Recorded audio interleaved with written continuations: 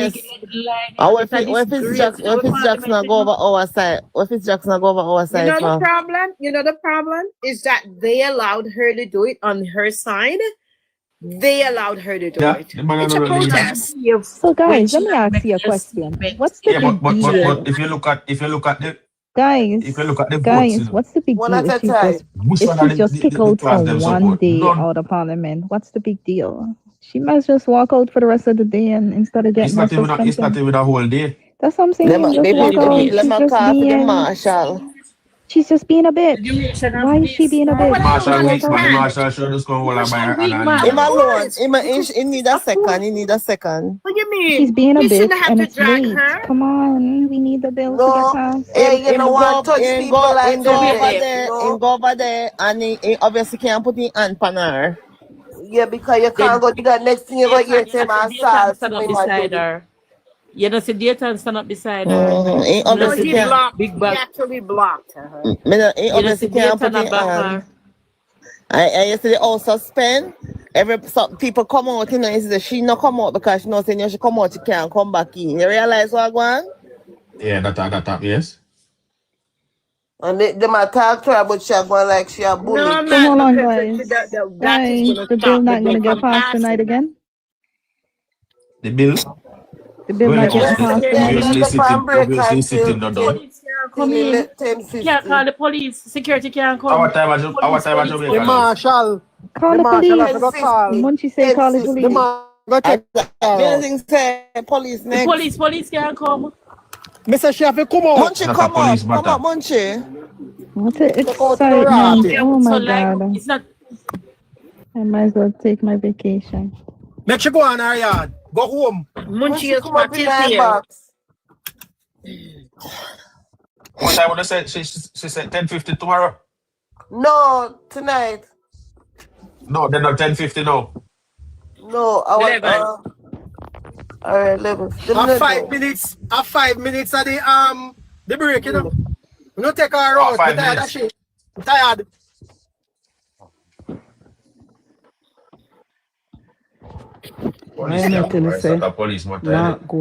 Mark Golin bring the Parliament to the lowest of the low.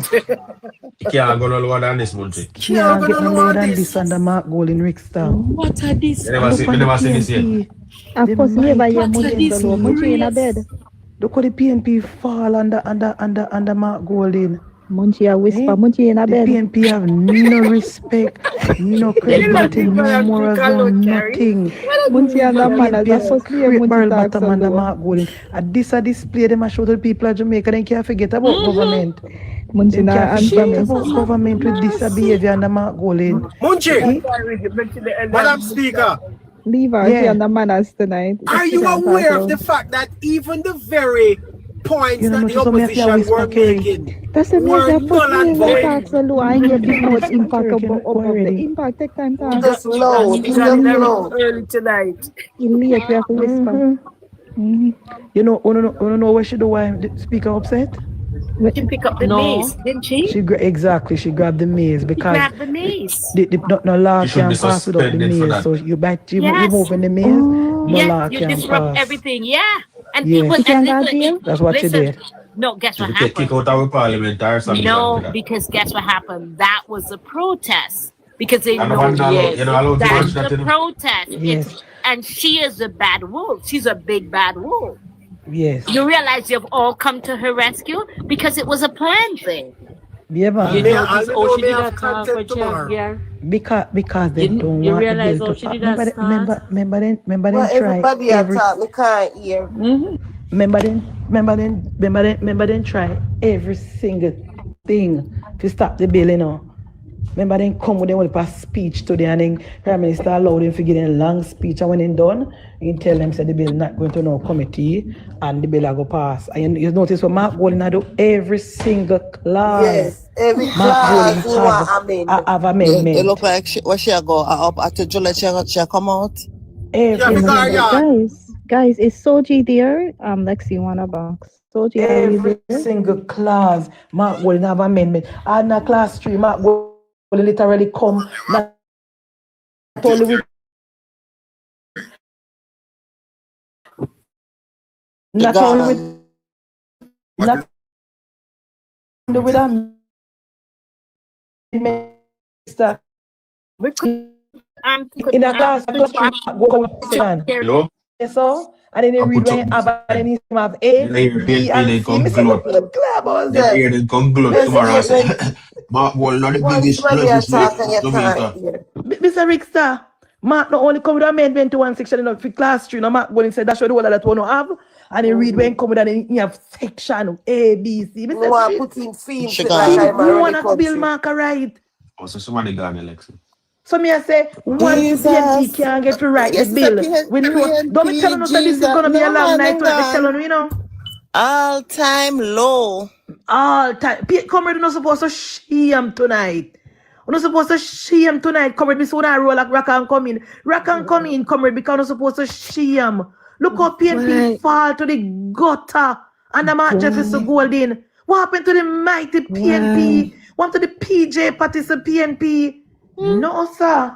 We can't change the name from PNP now to, I don't know, one who can call themselves. No, this pickable man. They don't want to respect nobody, my dear. No respect for the rule of law. No respect for the country. No respect for the young people, them who are watch the parliament now. What's the then still in that house? What Chopper mean by one brown bird on the app? Chopper, what you mean? Chops Media. What you say? No, sir. Of course she's bad. But look up the PNP, look how going and water down the PNP and water down Parliament. She grabbed the maze, she won't go grab up maze, but I the one idiot Nikisha now, but she grabbed the maze in a protest. You cannot touch the maze. In protest, she stink like. She cannot take up the one member said the maze that by taking up the maze, she take away authority from the chairman and from the speaker. Yes. And from when she take up the maze, no law can Parliament can't keep without Parliament cannot keep without the maze. So by taking up the maze now, she wants to stop the Parliament. No, they don't, Petal. No, they don't. It's a Remember the time when the opposition threw the maze through the window of Obama's. Years ago. Yeah. Yep.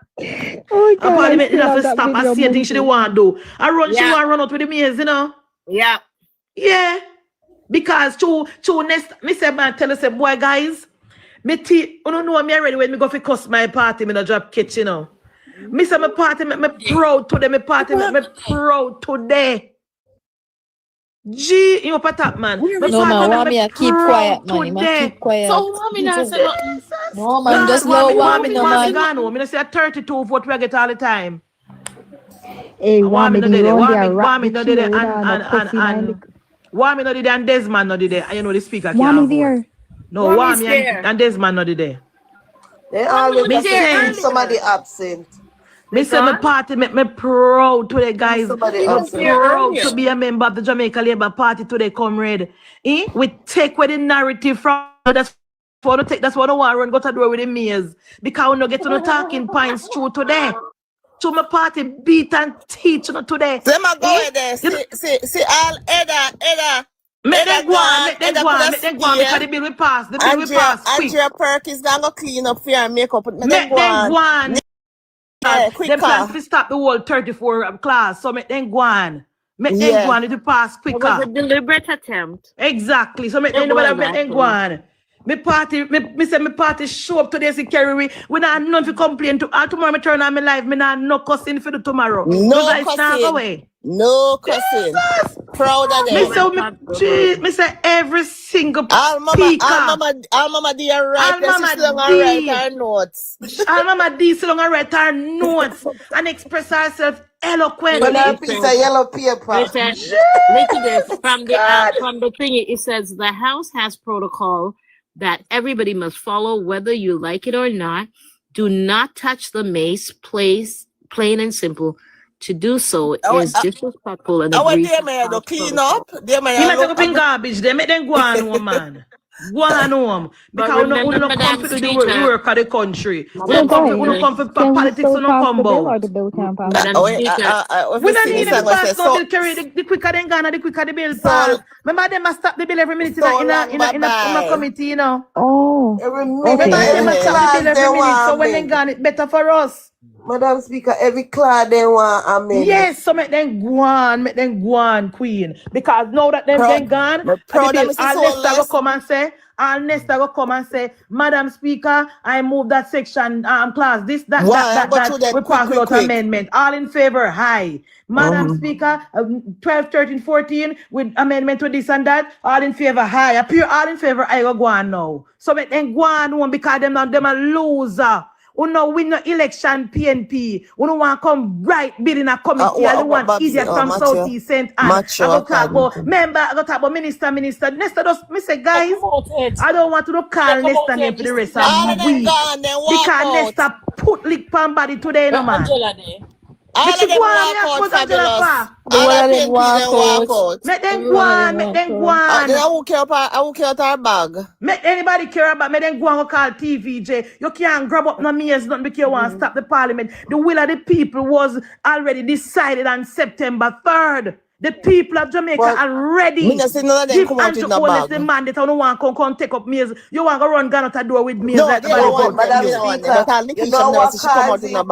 Madam Speaker, you know what cause it? Just because them are trying to clarify when mother, what's your name? None of them vote for. And them are cause confusion. Yeah. And them are cause confusion because they allow Mala Woodford to speak. So that speak. But when Mala Woodford say yeah, they start saying no. Because if Mala Woodford say it would have still passed because then don't have more than 26 people over there. Let us say why, what kind of change of vote go on? As so comes Pernell and say no, she didn't say she'll change her vote, her vote is still the new PNP people, them will come in a parliament petal. They don't know how parliament work. And Mark Golding now should tell them how parliament work. All Mark Golding want them to do is make nice and embarrass themselves. The time then take a follow back and Mark Golding like idiot, them that take the standing order and read it for themselves.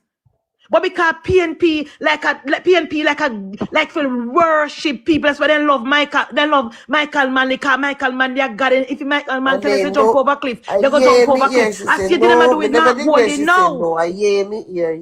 See it never do it Mark Golding now. All the PNP new people had to do is take up the standing order and read it for themselves. They won't need Mark Golding if we explain nothing to them. The rules are clear. Remember, once you're in the chamber, you can change your vote. We're coming back now. Let me hear what she has said now.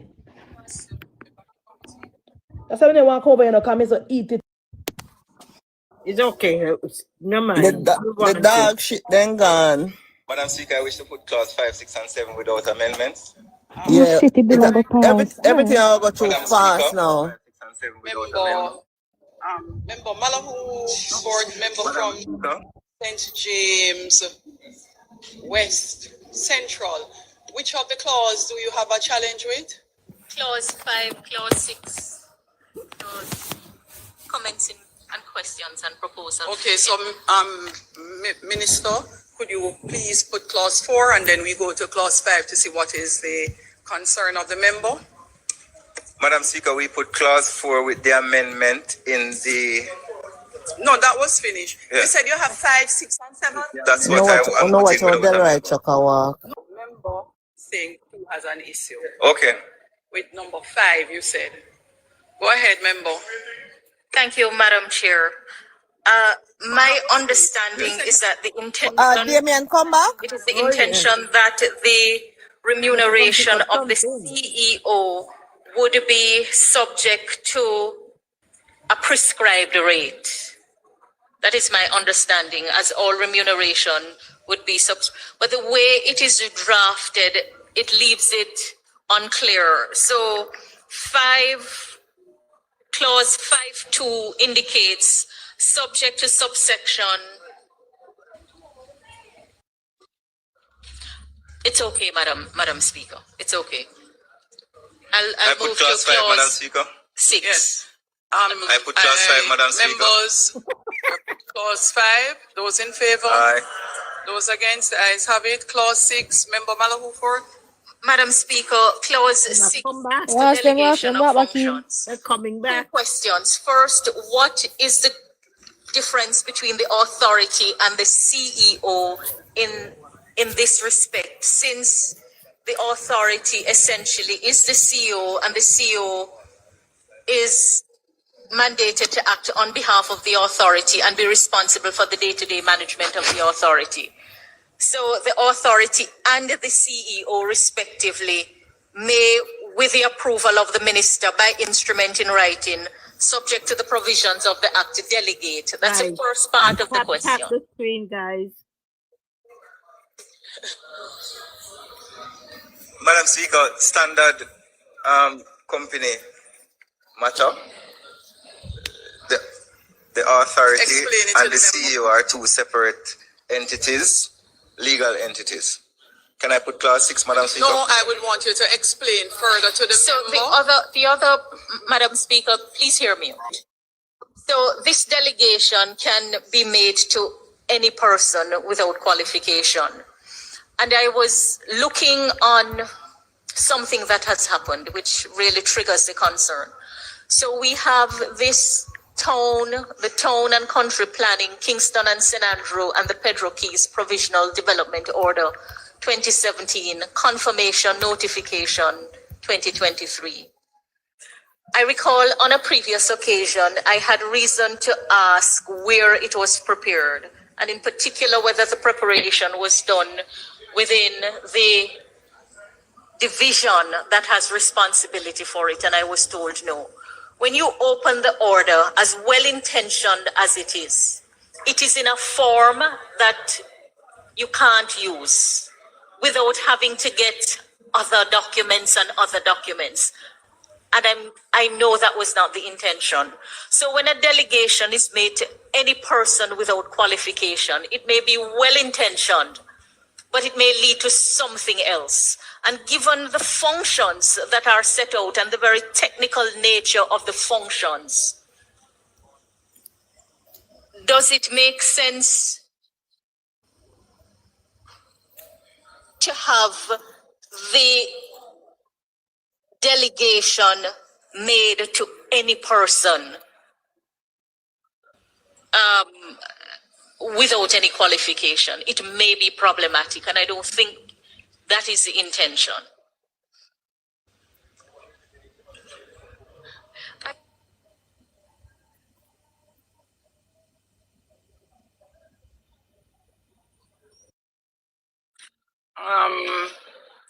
Member, are you finished?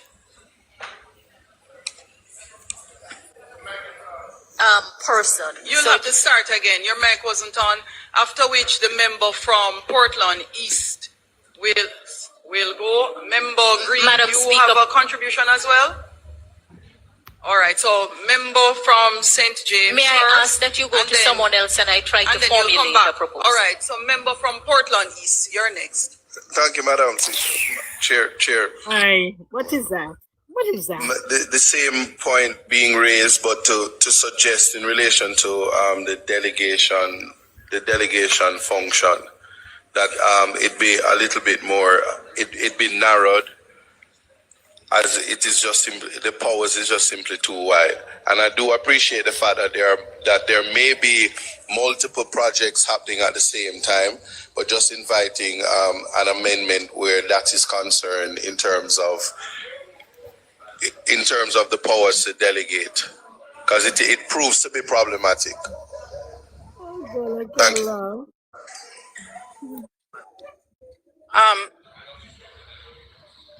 Is a different issue, opposition leader? Go ahead, please. No. And then after that, member Green. My concern is that the power of delegation is extremely wide. So other than the power of delegation itself, every other function or power in that can be delegated. And I think there should be some transparency in relation to this. Like, for example, if there's and it has to be in writing, it should be published. All delegations should be published on the website of NARA, so that people can know what functions have been delegated, because you may assume that CEO is supposed to be doing something and next thing you know, it's somebody else. and you wouldn't have any way of verifying that. So I think, given the importance of some of these powers and how far-reaching they are, delegations should be done transparently, and they ought to be made public.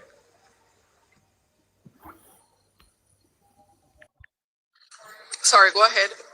Madam Speaker, I have a different view. I think I appreciate the contribution of the members in relation to trying to provide a more restrictive framework, but I do believe it is clear that the delegation has to be in writing. It is clear that it cannot happen without the approval of the minister, which in my mind, those two elements already provide a restrictive framework to which the delegation can be made. And I think we appreciate why it's the authority and the chief executive officer as separate legal entities, and that there has to be some flexibility in relation to this particular clause in relation to delegation of functions, especially if we want to ensure that the NARA doesn't try and undertake every single thing, but operates on an efficiency-based model. So I think, I know it was the subject of a significant amount of work with the legislative committee.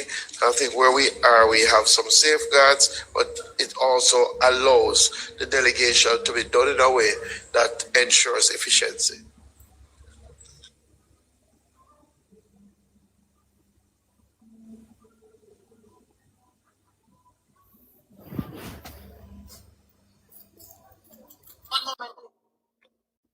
One moment, please.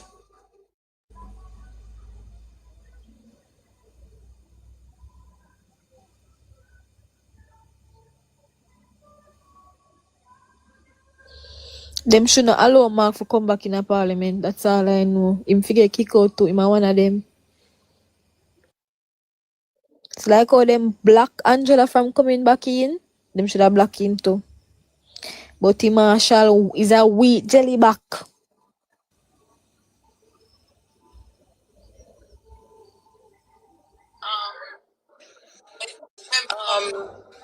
I think member from St. James, West Central, is before opposition leader. You had gotten a chance to go, Portland? You had gotten a chance. You had gone already. Opposition leader, you still had another comment? Same comment? Member from St. James, West Central.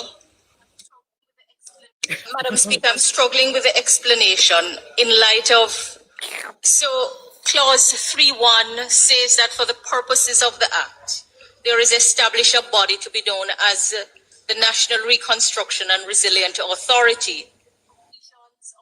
And the provisions of the schedule shall have effect as to the Constitution, etc., in relation thereto. So what is the authority? How is the authority? The authority in law is the CEO.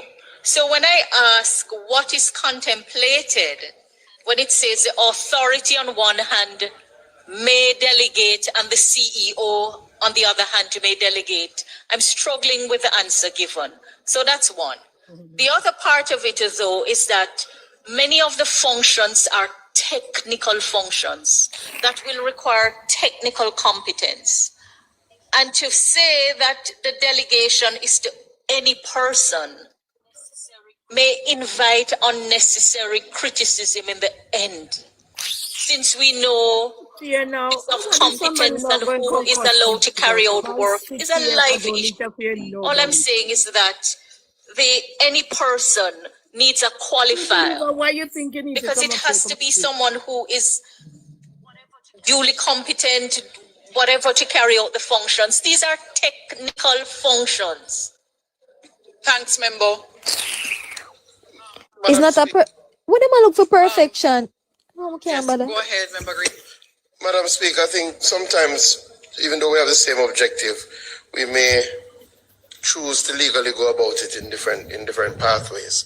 The NARA is a body corporate, and that is 3.1, and as such, a separate legal entity. I do appreciate the point raised that based on the schedule, it will be constituted by a CEO. But I think for completeness, the drafters have ensured that they indicate the authority and the CEO. The member may be of the view that it is not necessary. I appreciate that, but I am of the view that for completeness, it is the better approach. Outside of that, I think the limiting factor is that there has to be an approval by the minister, and it has to be done in writing. I do appreciate that what the member is saying is that sufficient safeguards in terms of technical competence, etc. But again, sometimes we disagree on what should be in legislation and what shouldn't be in the legislation, especially considering how hard it is oftentimes to get legislations to Parliament. So I believe it is sufficiently broad to allow flexibility, but also sufficiently constrained to ensure that there is oversight by the fact that it has to be in writing and that the minister provides a layer of approval. I think that's important. Thank you, Member Green. Member Morgan. Can we put the clause 6? Members, the question is that we put clause 6. Those in favor? Aye. Those against? Divide, Clark. The cat got their tongues. Mr. Azan, Mr. Bartlett,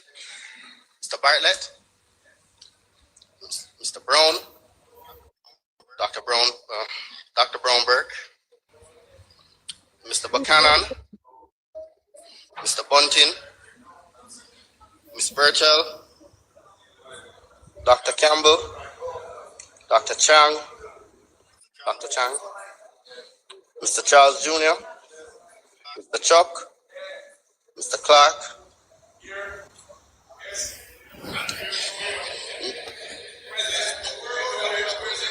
Mr. Cousins, Mr. Crawford,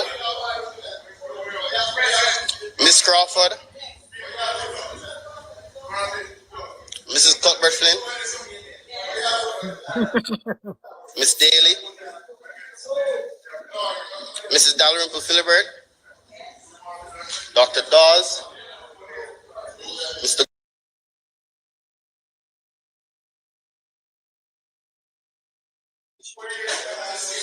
Miss Grange, Mr. Green, Miss Hamilton, Mr. Hales, Mr. Hines, Dr. Holness, Mr. Hilton, Mr. Jackson, Miss Jess, Miss Lee, Mrs. Malahoo Fort,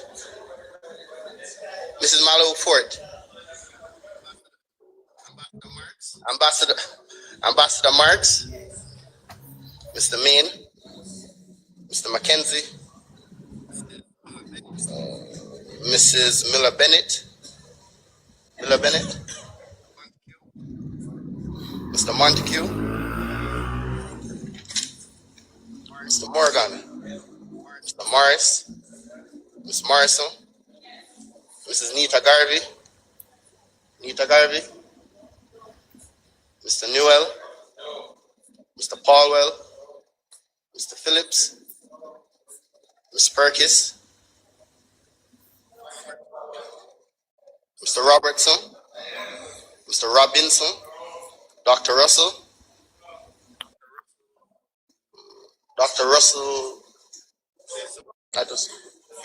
Mr. Samuda, Mr. Seabright, Ms. Shaw, Mr. Smith, Mr. Terrelong, Dr. Tufton, Mr. Darrell Vaz, Mr. Dwayne Vaz, Mr. Warmington, Dr. Wheatley, Mr. Williams Delroy, Mr. Donovan Williams, Mrs. Williams, and Mr. Witter. Somebody block Johnny, no? Or mute him. Members, the clause carries with a vote of 32 ayes, 25 nays, and 5 absent. I put clause 7. Member, put clause 7. Leader of opposition. Yes, I have a proposed amendment to clause 7. Well, the first amendment is to change the marginal note to say appointment of board and power to appoint committees. So appointment of board and power to appoint committees. And then I would renumber the existing subsection 1 as subsection 2, and I'd insert a new subsection 1 that would read, the authority shall have a board comprising not less than 5 nor more than 9 members, with a mandate to ensure effective and accountable oversight of the operations of the authority and the functions and responsibilities of the Chief Executive Officer.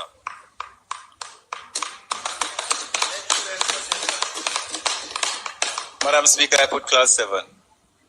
No, not as yet, Chair. Not as yet, member. There is a comment from the member from Portland Eastern, and also from member Buchanan and member Green. Member Buchanan, you turn your mic off, so I think you're again no longer in the line, but let me go through to you. All right, thank you, Madam Chair. This same amendment I had raised earlier, and I'll just say it again, that in relation to the minister's ability to pay his committee, that it be subject as well to this usual section 5, that it be capped similar to the salary regime in section 5.5. That except with the prior approval of the minister responsible for the public service, no salary in excess of the prescribed rate shall be assigned to any post. So 7.1 should also, clause 7 should also be subject to section 5.5. And that's my contribution, Kenneth.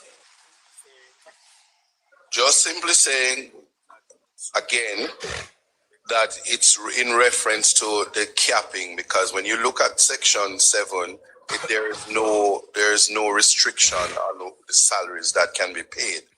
So again, I'm saying that it should also say subject to section 5.5, and that's not an impossible amendment. Thanks, it can be rejected if you wish. Thanks, member.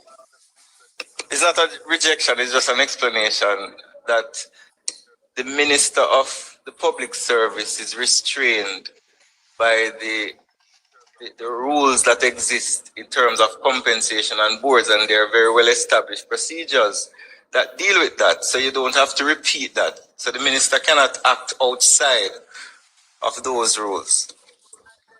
Yeah, so member Green, and then to you, member Morgan, who is piloting. Just Madam Speaker, just to say, in this committee, as I indicated in my presentation, they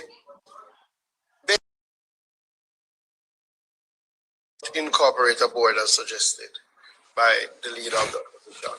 I do appreciate that our regular construct for designing organizations come with boards, but in the case of emergency response, which requires a sort of authority centralization and action, I had commended to the House the model used in New Zealand for their earthquake recovery, which models the model that we are using now, where there is no board, there is direct reporting to the minister with responsibility, but we have gone a step further, Madam Speaker, as the Prime Minister outlined, by incorporating JAMROC in keeping with our general oversight functions, taking the EPOC model.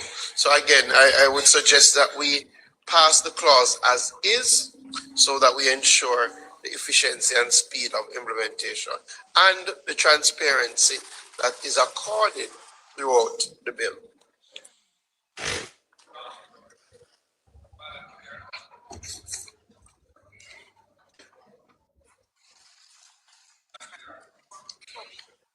All right, members. So unless you have a different point, opposition leader, member Newell, you have a different point, member Newell?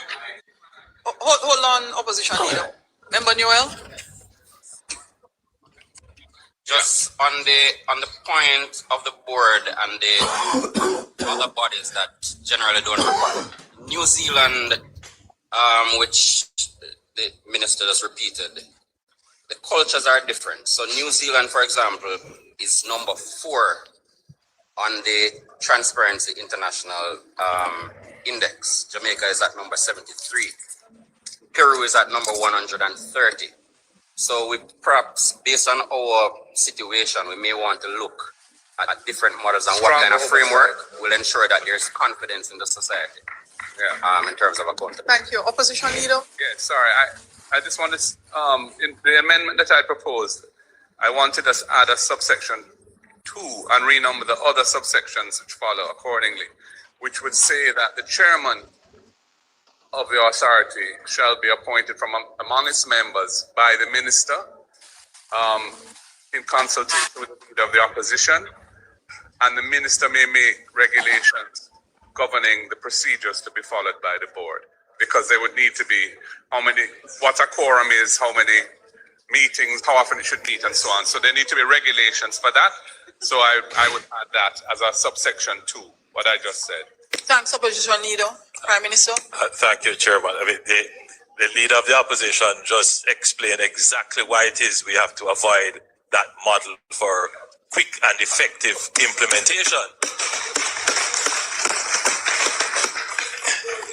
Just to be clear, the member from Central St. Mary pointed out that the New Zealand model might not apply because it's a different culture, the issues to do with corruption, perception, and so forth.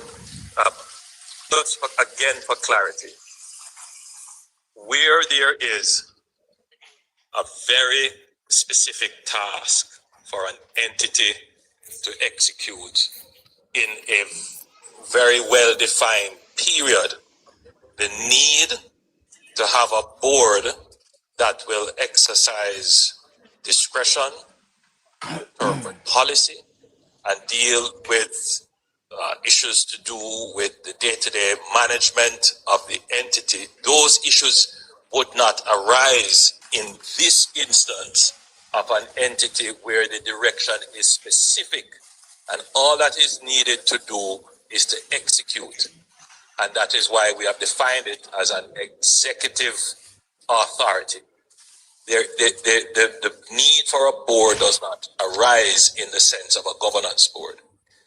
To address the issue of oversight and transparency and reporting, we have then the JAMROC, which will effectively report on what the entity is doing directly to the public. To be clear, a governance board does not play that role.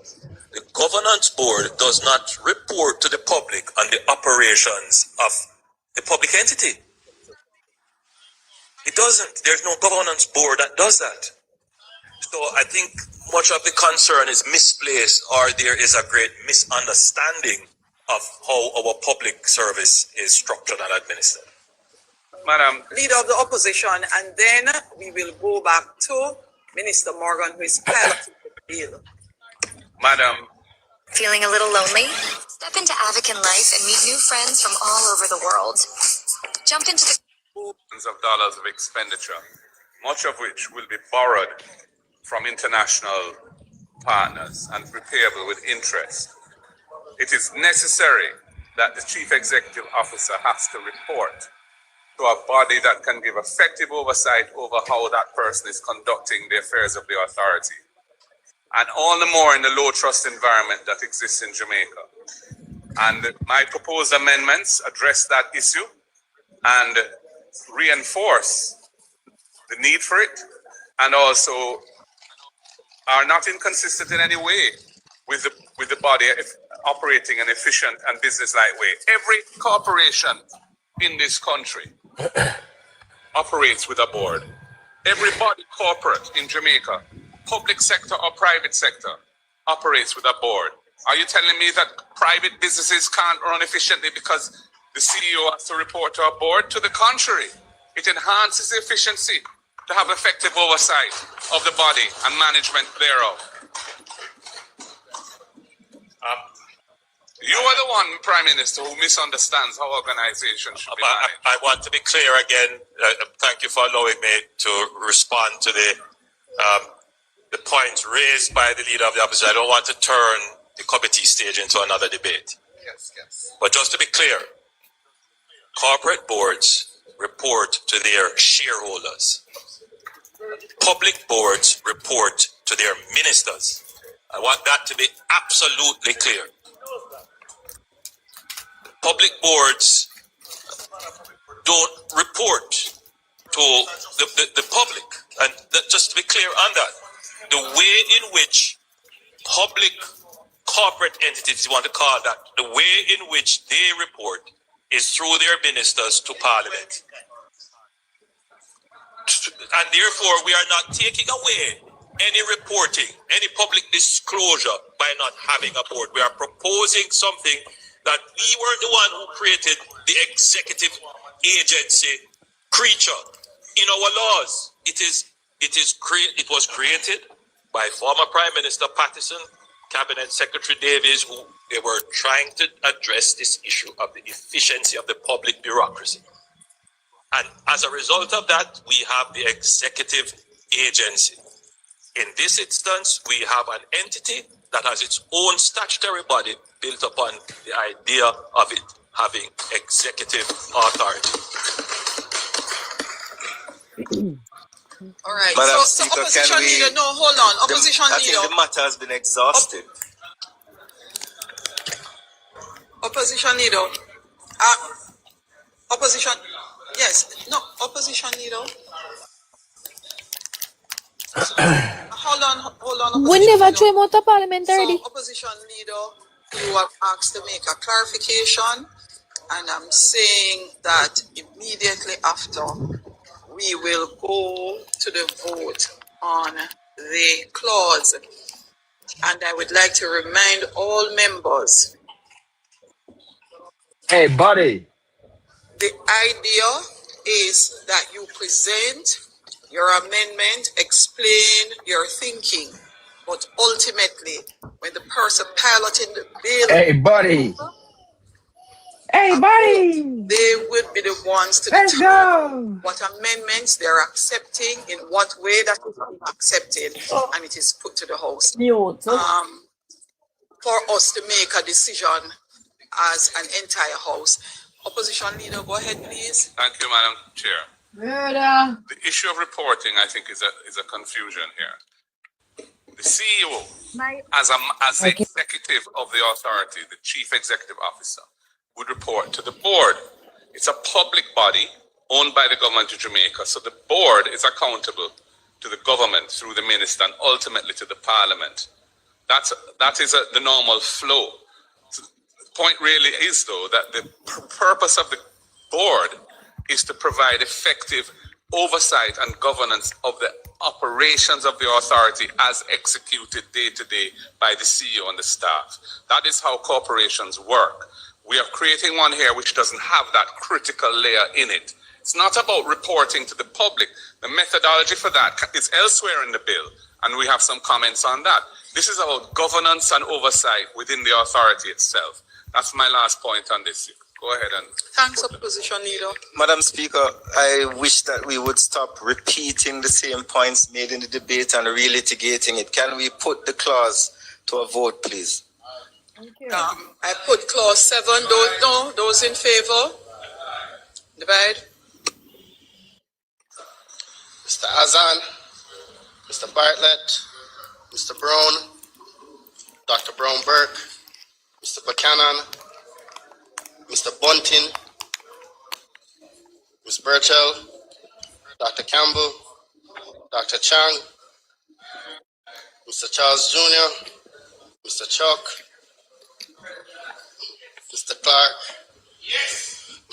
Mr. Cousins, Mr. Crawford, Ms. Crawford, Mrs. Cuthbert Flynn, Ms. Daly, Mrs. Dalrymple Philibert, Dr. Dawes, Mr. Golding, Mr. Gordon, Ms. Grange, Mr. Green, Ms. Hamilton, Mr. Hales, Mr. Hales, Mr. Hines, Dr. Holness, Mr. Hilton, Mr. Jackson, Ms. Jess, Ms. Lee, Mrs. Malahoo Ford, Ambassador Marks, Mr. Main, Mr. McKenzie, Mrs. Miller Bennett, Mr. Montague, Mr. Morgan, Mr. Morris, Ms. Morrison, Mrs. Nita Garvey, Mr. Newell, Mr. Paulwell, Mr. Phillips, Ms. Perkis,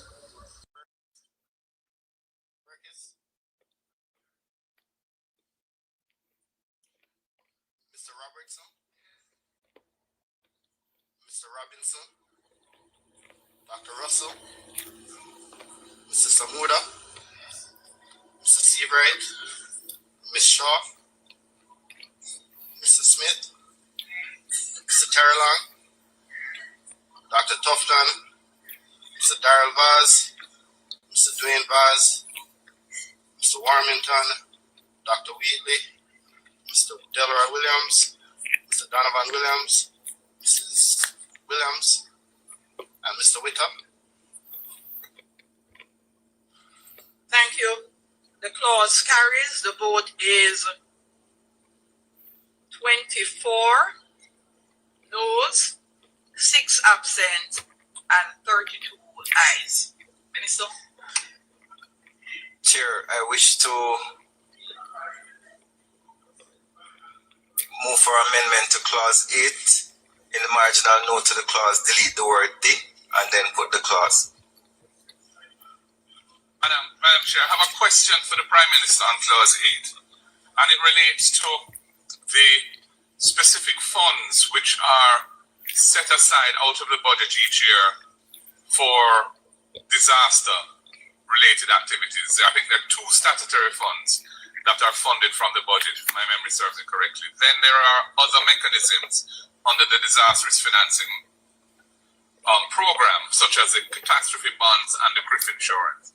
I believe the Minister of Finance had indicated at some point that those resources would be made available to NARA for NARA to proceed, use them for reconstruction. I want to know whether or not that is the case, and if so, what is the mechanism by which that would be done? Because clause 8 doesn't really speak to it.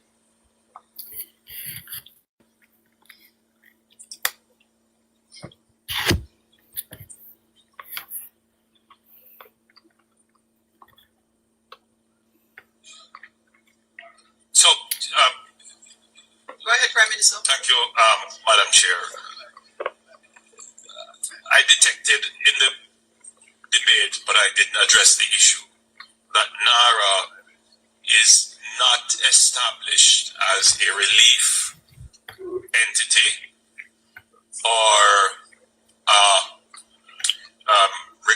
recovery entity. It is a reconstruction entity. And therefore, the funds that are in our National Disaster Risk Fund, which in the first instance are usually dedicated very early for relief and for recovery, those funds are specific and probably would not, in the present circumstances, be directed to NARA for reconstruction. Now, the reconstruction resources, which will come from what we get as a result of our negotiations with the international financial entities, in addition to possibly what remains out of the insurance and the disaster fund that we get, that there might be some balances left. But the totality of the funding will come from the additional resources that were secured from our discussions with the IMF, the IDB, the World Bank, CAF, and the CDB. So that is the pool of funds that will come, and those will come from the consolidated funds through the Ministry of Finance to NARA. Thank you, Prime Minister, for that extensive response. I hope we are reminded that that was the purpose for the debate. Minister Morgan, please proceed. Can we put the clause, please?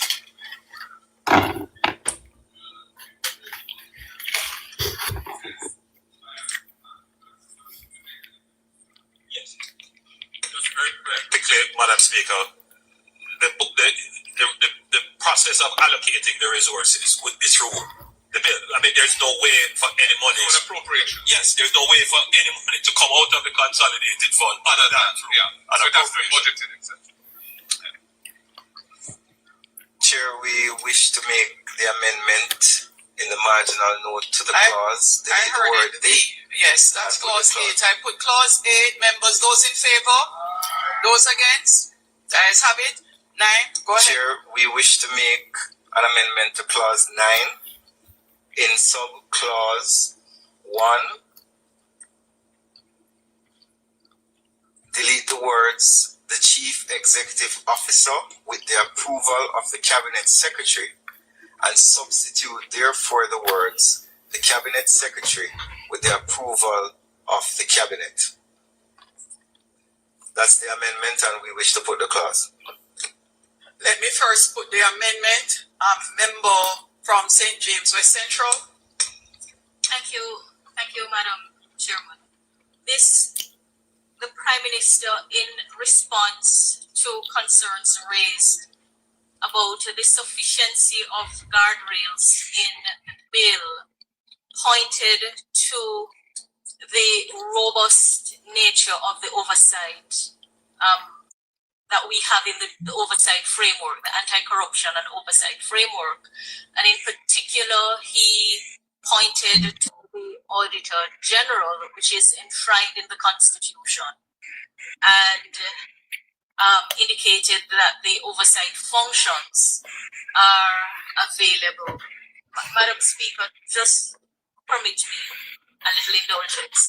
So clause 9, 1, 2 and 3 provide, among other things, that the author shall keep proper accounts and other records, and such accounts shall be audited annually by an auditor who shall be a registered public accountant within the meaning of Section 2 of the Public Accountancy Act.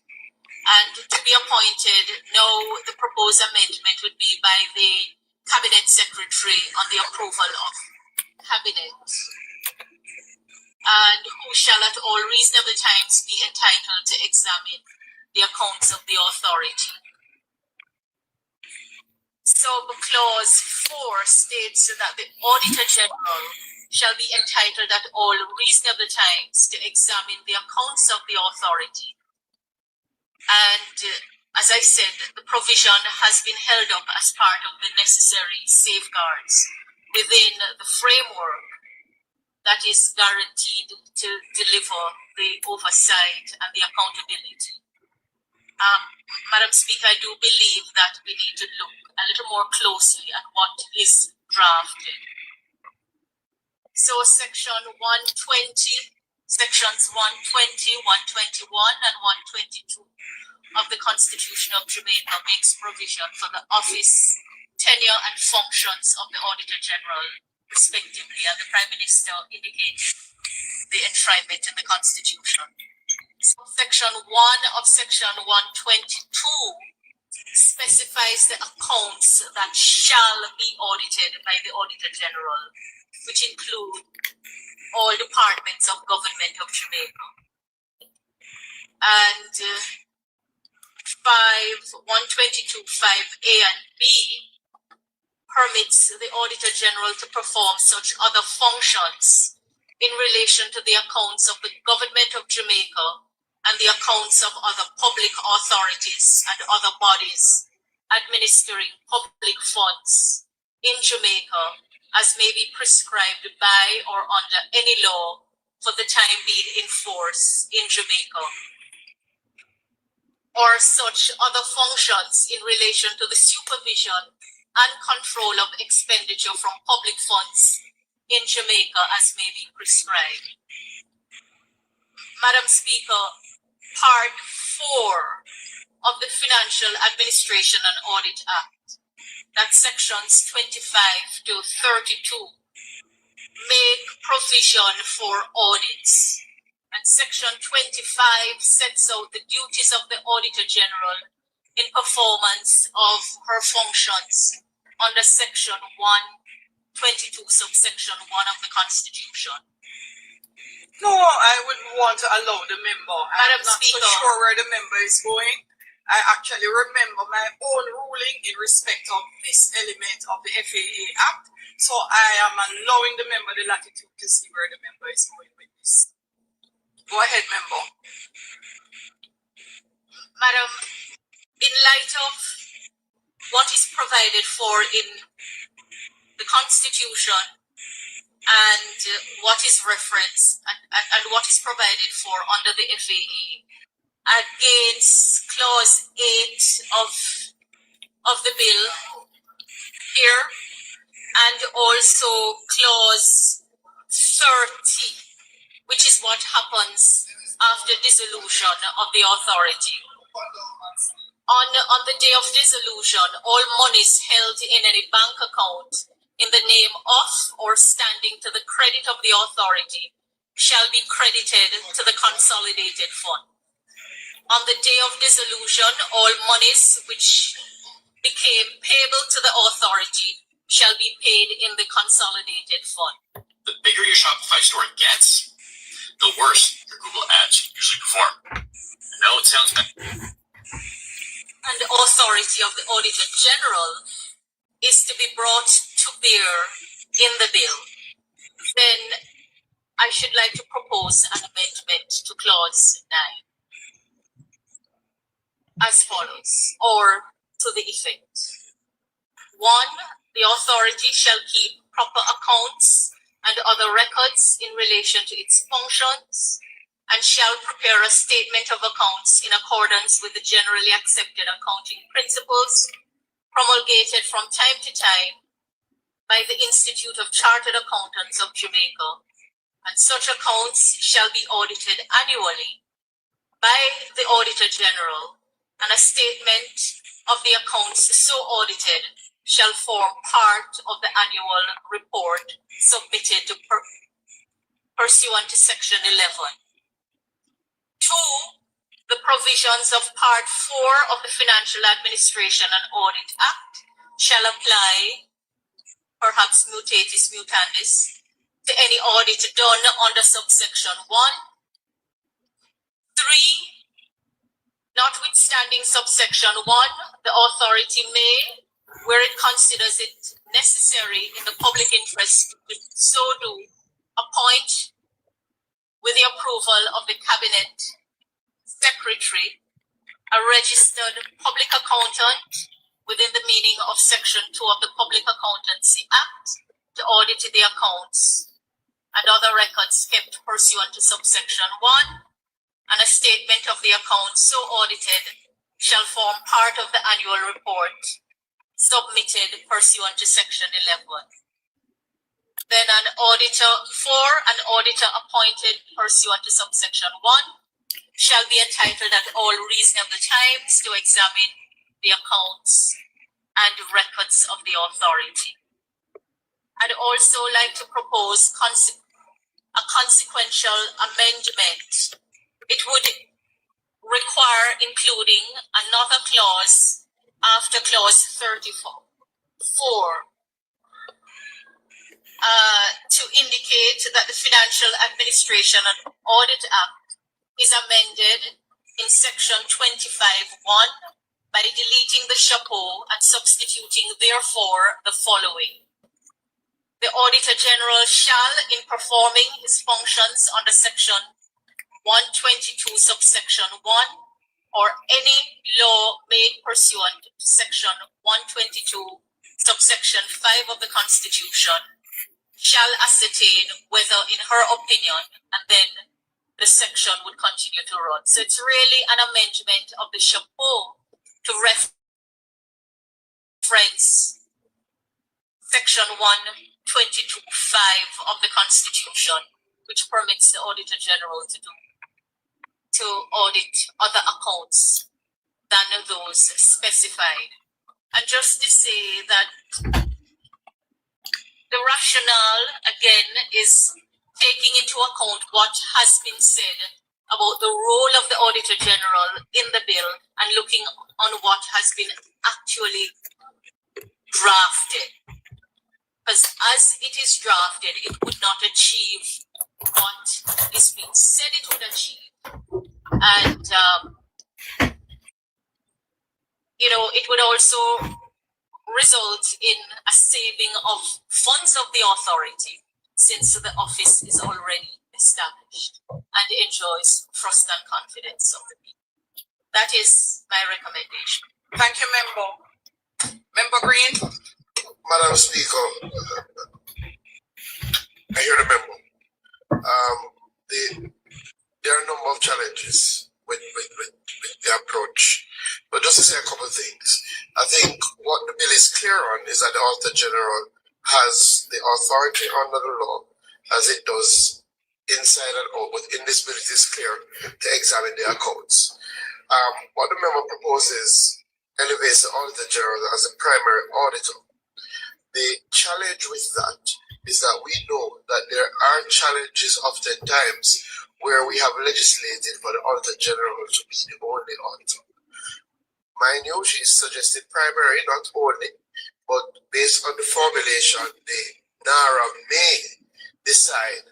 I suggest, Chair, that what we have proposed as a stronger scheme is a stronger scheme because it mandates the agency to employ an auditor, which would be selected by the Cabinet Secretary with the approval by the Cabinet. And I want to make the point that having heard the concerns regarding the CEO being the person who recommends the auditor, this is being changed and now provides another layer of protection by the Cabinet Secretary recommended with the approval of the Cabinet. Additionally, the Auditor General is clear, still has the authority. So I would support the section as amended.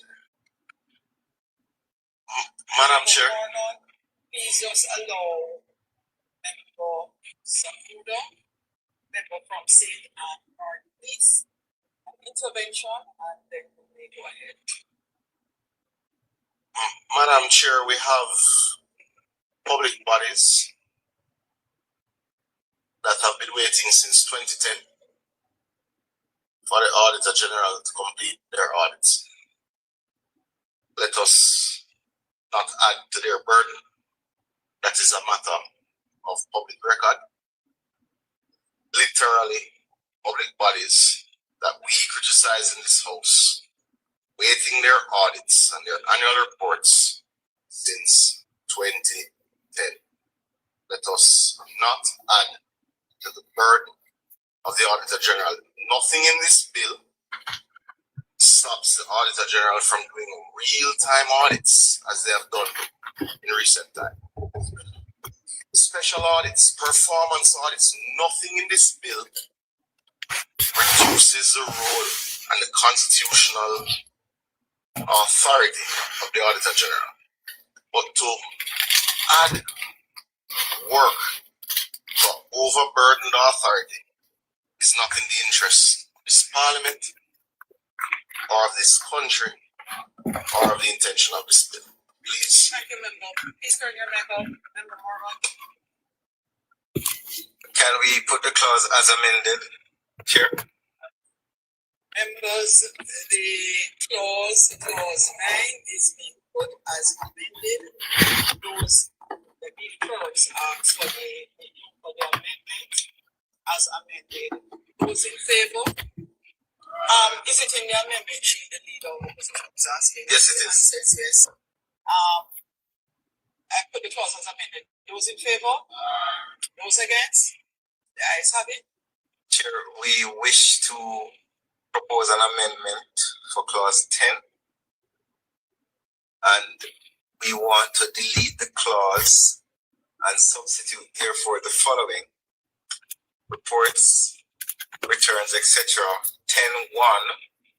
The Chief Executive Officer shall prepare and submit to the Minister a report on the activities of the authority in relation to the discharge of the authority's function under this Act in accordance with subsections 2 and 3. 2. The report referred to in subsection 1 shall be prepared in respect of an initial 6-month period commencing after the appointed day and every subsequent 6-month period after that initial period. 3. The report made by the Chief Executive Officer under subsection 1 shall be submitted to the Minister within 14 days of the 6-month period in relation to which the report is made, and the Chief Executive Officer shall afford the Minister with facilities for verifying such information in such manner and such times as the Minister may reasonably require. And 4, the Minister shall cause a copy of the report submitted under subsection 3 to be laid in the House of Representatives and Senate. I wish to put the amendment and the clause. Go ahead, opposition. Madam Chair, I wish to propose an amendment to the amendment. I know that this report, which I fully agree that should be done, it has to be done within 14 days of the end of the 6-month period. I would have said 30 because the things happening the last month, it's a tight period for that report to be prepared, checked, etc. So I have no challenge in accepting. I want to. It's a reasonable amendment. Yeah. There's also, apart from that, I want to say that I think built into this regime should be the model that was introduced in 2020 in the amendment to the Bank of Jamaica Act, where Section 44 of the Principal Act now requires the report, when it reaches the Minister, to be submitted or sent laid in the House, and the formulation there is as soon as practicable after receiving the report. So the Minister has as soon as practicable after receiving the report was tabled in the House, and then a provision saying that the report is referred to the Standing Finance Committee of the House of Representatives, and that committee may require the Chief Executive Officer to attend a meeting of the Standing Finance Committee to answer any questions in relation to the report. That is what happens in relation to the Governor of the Bank of Jamaica for his reports. And we've seen the benefit of it in relation to monetary policy, transparency, understanding what's going on, and so on. And for this purpose, this would be an important instrument of transparency and oversight of the Parliament for the Chief Executive Officer to come here and answer questions from any member in the Standing Finance Committee on his report. And I'm proposing an amendment to do that. I'm just making sure the leader of opposition is finished. Yes, for now. Thank you, Madam Chairman. I have sympathy to the view that the head of NARA should come and report to Parliament. Indeed, at the legislation committee, that was also my suggestion, and I actually pointed out to the drafts persons the model which was introduced under this administration for the BOJ which allows for the BOJ governor to come and report. There are some challenges with that which members should appreciate. The first thing is that we have no problem with as practicable, as soon as practicable. I mean that the timeliness of tabling and so forth, that's not a challenge for us. The problem is that one, the model was designed because the Bank of Jamaica is an independent entity. The legislation essentially now makes the BOJ independent. So it would not be usual, and I stand to be corrected, but it would not be usual for any committee of Parliament to call the BOJ to come and explain their monetary policy decisions. And therefore we had to find a way to put in law for the monetary policy to come, not for us to give directions to the BOJ, let's be clear, but as the leader of the opposition said, to get a better understanding of what the monetary policy is and to make our suggestions. But we can't direct the Bank of Jamaica as it relates to its monetary policy. So this framework that was created, was done to allow the BOJ to come and for us to have dialogue and discussion. As it relates to NARA is not an independent body. NARA's authority flows from the cabinet, and its oversight is enshrined in law by virtue of the PAC. The PAC or any committee of Parliament can require NARA to come and present in Parliament because that power already exists. So to put that in law would be kind of redundant. And that is why we have said that we bring the report, table it as quickly as possible, and we cannot prescribe, we wouldn't in law prescribe which committee of Parliament should review the report. Parliament, that's for Parliament. For us to decide which committee, it may very well be that you want to use the PAAC to do it, but you might have another committee that does it. Infrastructure might want to do it, or maybe standing finance could do it. But so it is for the Parliament to decide. So I'm sympathetic, and I think the way in which it is crafted in the bill allows for the report to be tabled, and as soon as possible, the procedures of Parliament can be put in place, go into operations to summon to Parliament the head of the entity to come and present, as is done for any other entity. Chair, we wish to adjust based on recommendations by the Leader of the Opposition in subsection 3 of the amendment from 14 days to 30 days. And in subsection 4 of the amendment, we want to insert the sentence at the end of the subsection as soon as practicable. And then we wish to put the amendments and the clause. Before we put the amendments, just to say that the benefit of what I'm proposing is that all members of the House get the opportunity to ask questions to the Chief Executive Officer on any issues arising from the report. This is important because NARA is an extraordinary agency. It's not a normal construct. It doesn't have a board. It enables the minister to step in and override all regulatory bodies. It enables NARA to issue directions to all regulatory bodies. That includes environmental bodies, planning bodies, local authorities, etc. And it is not a... Guys, Julian Robinson fast asleep. Fast asleep. That is why I think there may be projects in... to ask questions. Bright, you see?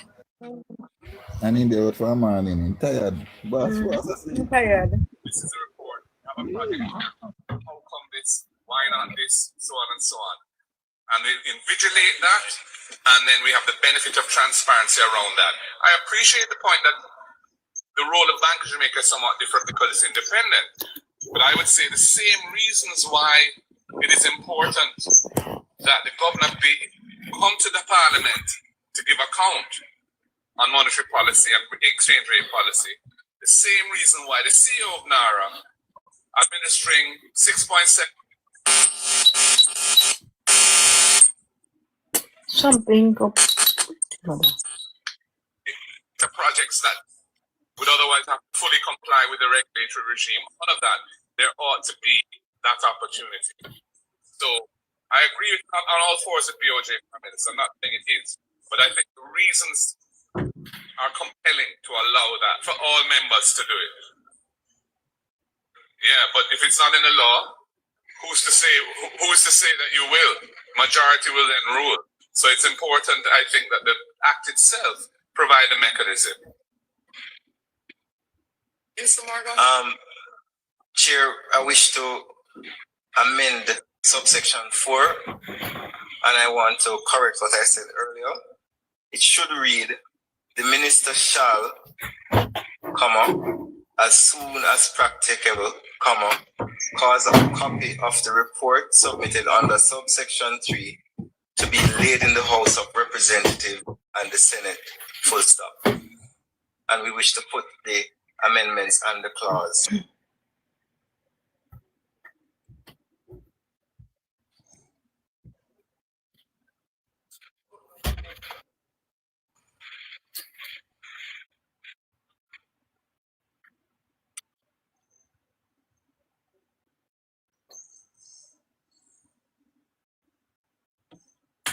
I put clause 10 as amended. Those in favor?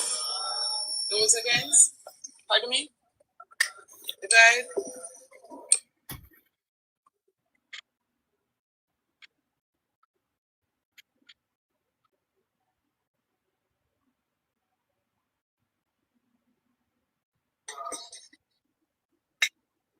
Mr. Azan, Mr. Bartlett,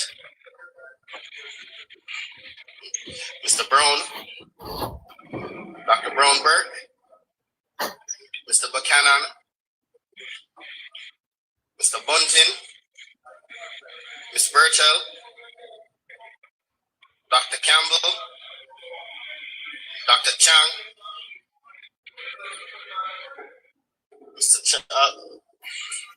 Mr. Charles Jr., Mr. Chuck, Mr. Clark, Mr. Cousins, Mr. Crawford, Ms. Crawford, Mrs. Cuthbert Flynn, Ms. Daly, Ms. Dalrymple Philibert, Dr. Dawes, Mr. Golden, Mr. Gordon,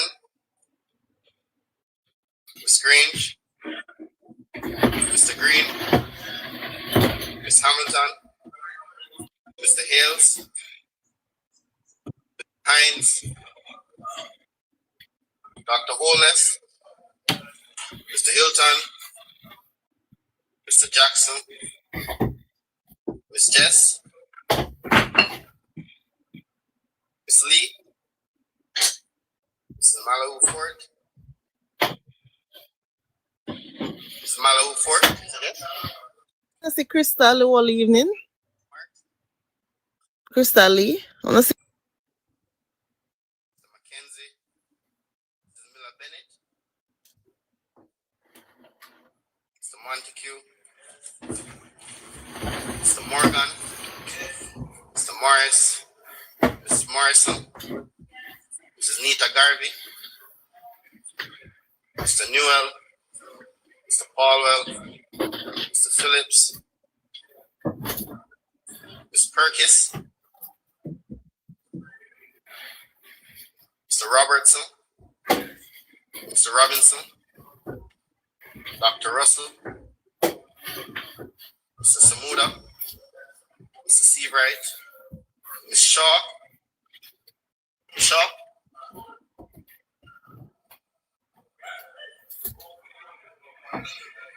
Mr. Smith, Mr. Terlong, Dr. Tufton, Mr. Darrell Vaz, Mr. Dwayne Vaz, Mr. Everall Warmington, Dr. Wheatley, Mr. Delroy Williams, Mr. Donovan Williams, Mrs. Williams, Mr. Whitton.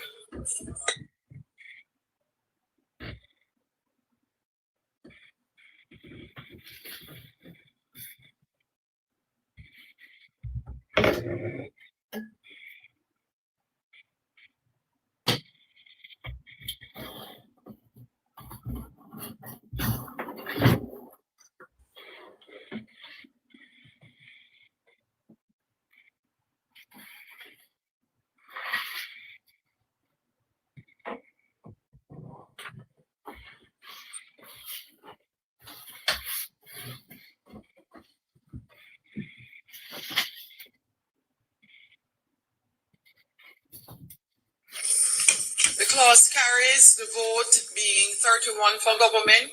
Dr. Chan, you stepped in a minute late or 1 vote late. So members, you can be reminded, the nays 24 and those absent 6. I am not sure whether member Bunting voted yes or no. I'm not sure who said aye. I'm gonna give the benefit of the doubt.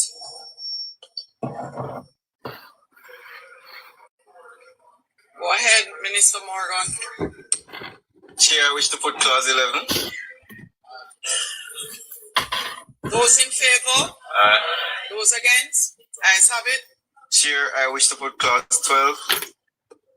Those in favor?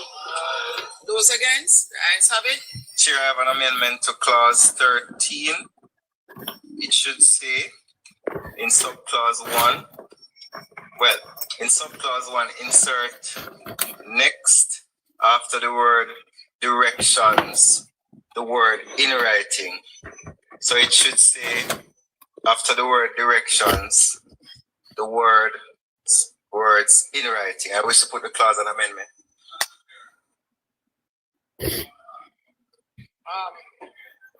Hold on a minute, Leader of the Opposition.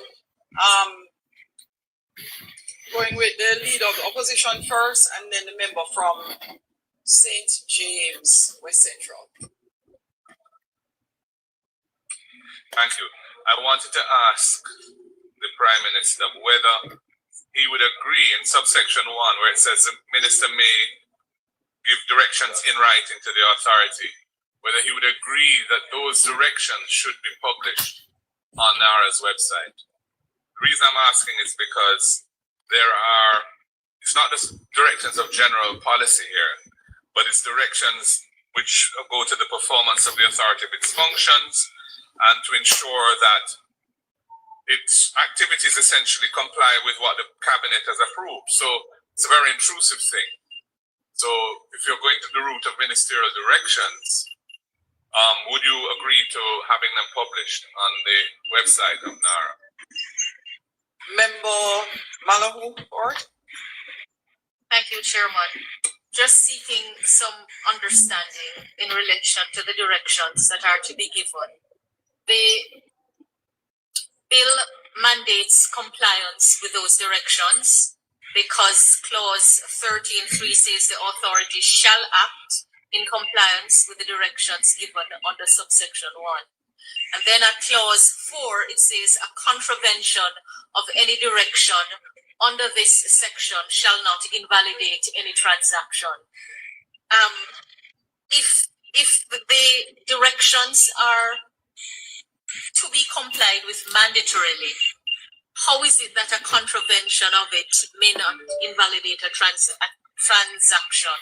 And then for any suit that arise, indemnity is to be provided. It just seems somewhat problematic.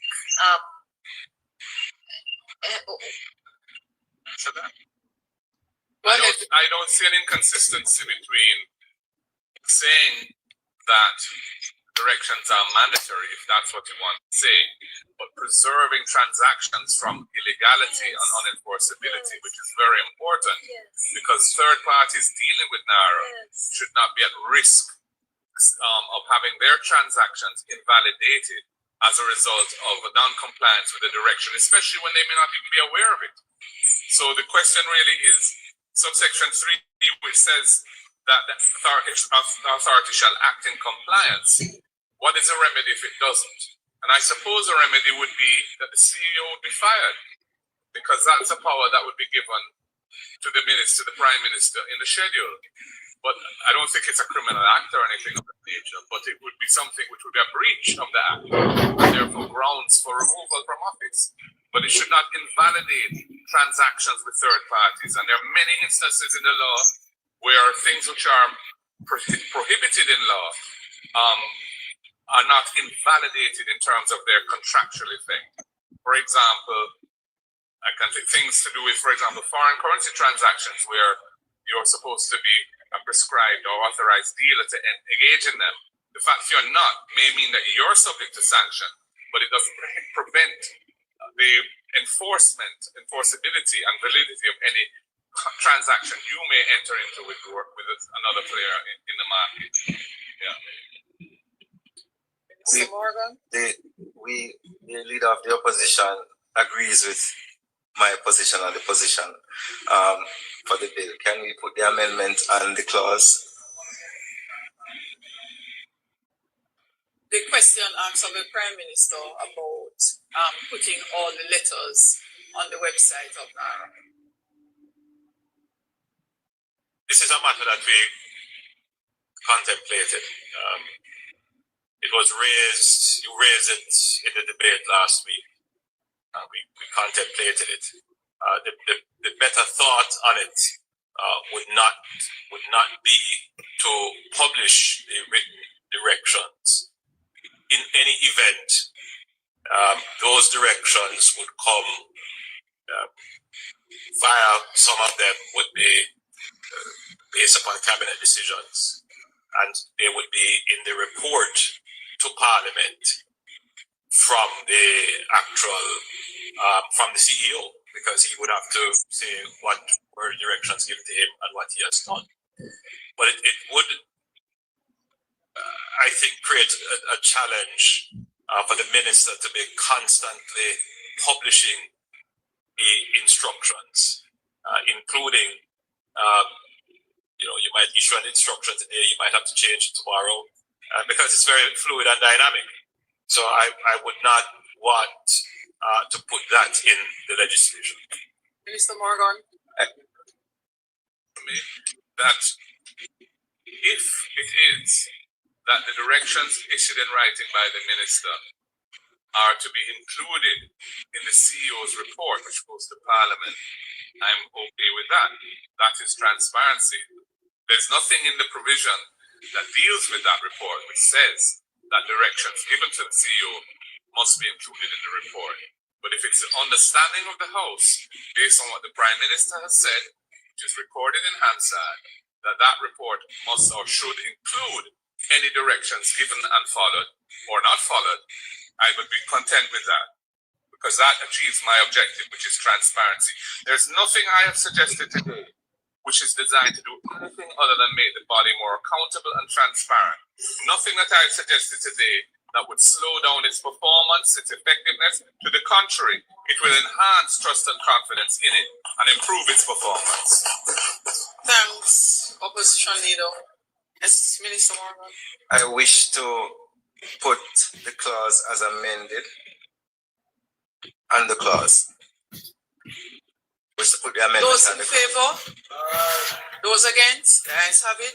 Minister? I wish to put clause 14, 15, and 16 without amendment. Those in favor? Those against? The ayes have it. I wish to make. Gone already.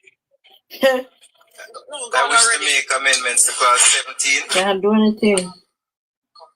Gone already. So clause 17.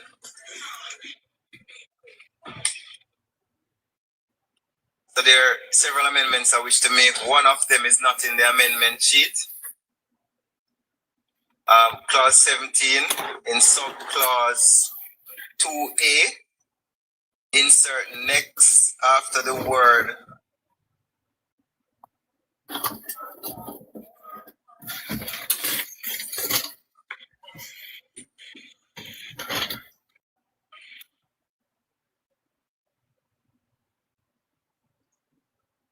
I have no challenge with the recommittal. I have no challenge with the recommittal of clause 14. The question is that the recommittal to clause 14, those in favor, those against, the ayes have it. Member from Eastern. Thank you, Mr. Chair. In relation to 14.2, yes, it says nothing in this section prevents disclosure to any person which is permitted or required under this act or any other law. I'm just asking that the words prescribed and designated be included in the amendment. That's the words after permitted, comma, prescribed, comma, designated or required under this act. It's 2 words.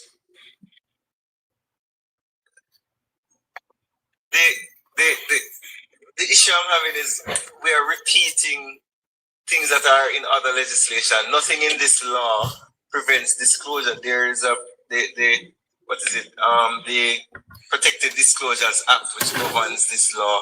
There's the Access to Information Act which governs this law. No entity is precluded from getting information. So why am I repeating? It's not a repetition. I trust me on this one. It's a legal term and they are important. Prescribed. I don't have an issue. What is the language you said you wanted?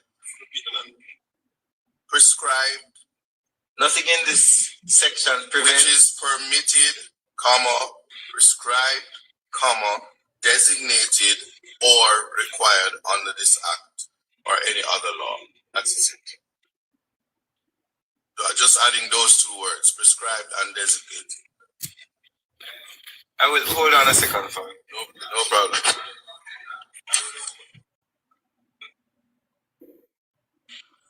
Ask you also if the court makes an order for disclosure of some kind in proceedings before the court involving NARA, that should be an exception from the secrecy provision. Now that is not covered by the language here.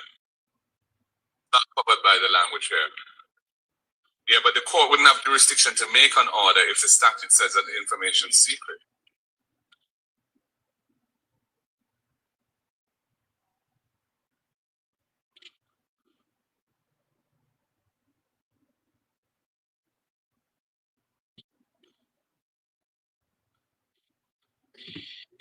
Every story has a start line. Anyone know what aerodynamics are? Because dreams don't grow.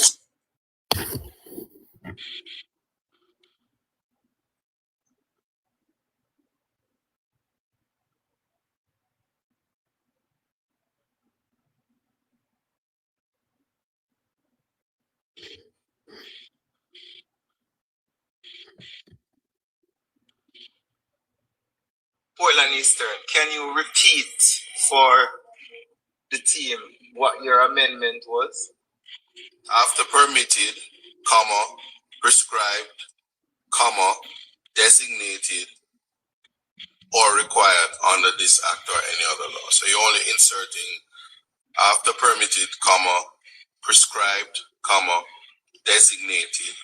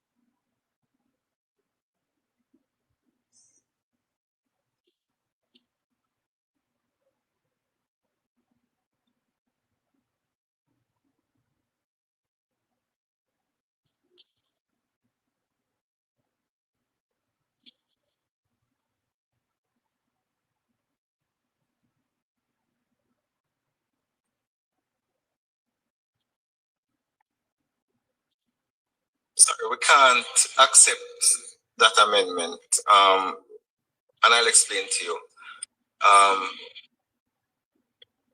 Prescribed is defined in the Interpretation Act, right? And it says, means prescribed by the act in which the word occurs or by any regulation made thereunder and in relation to any regulations where no other authority is empowered. In that behalf, in the act means prescribed by the Governor General in Council.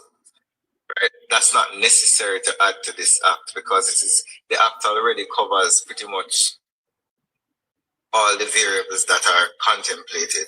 Can we put the clause as amended? No, I'm sorry. Clause 14 as amended, please put.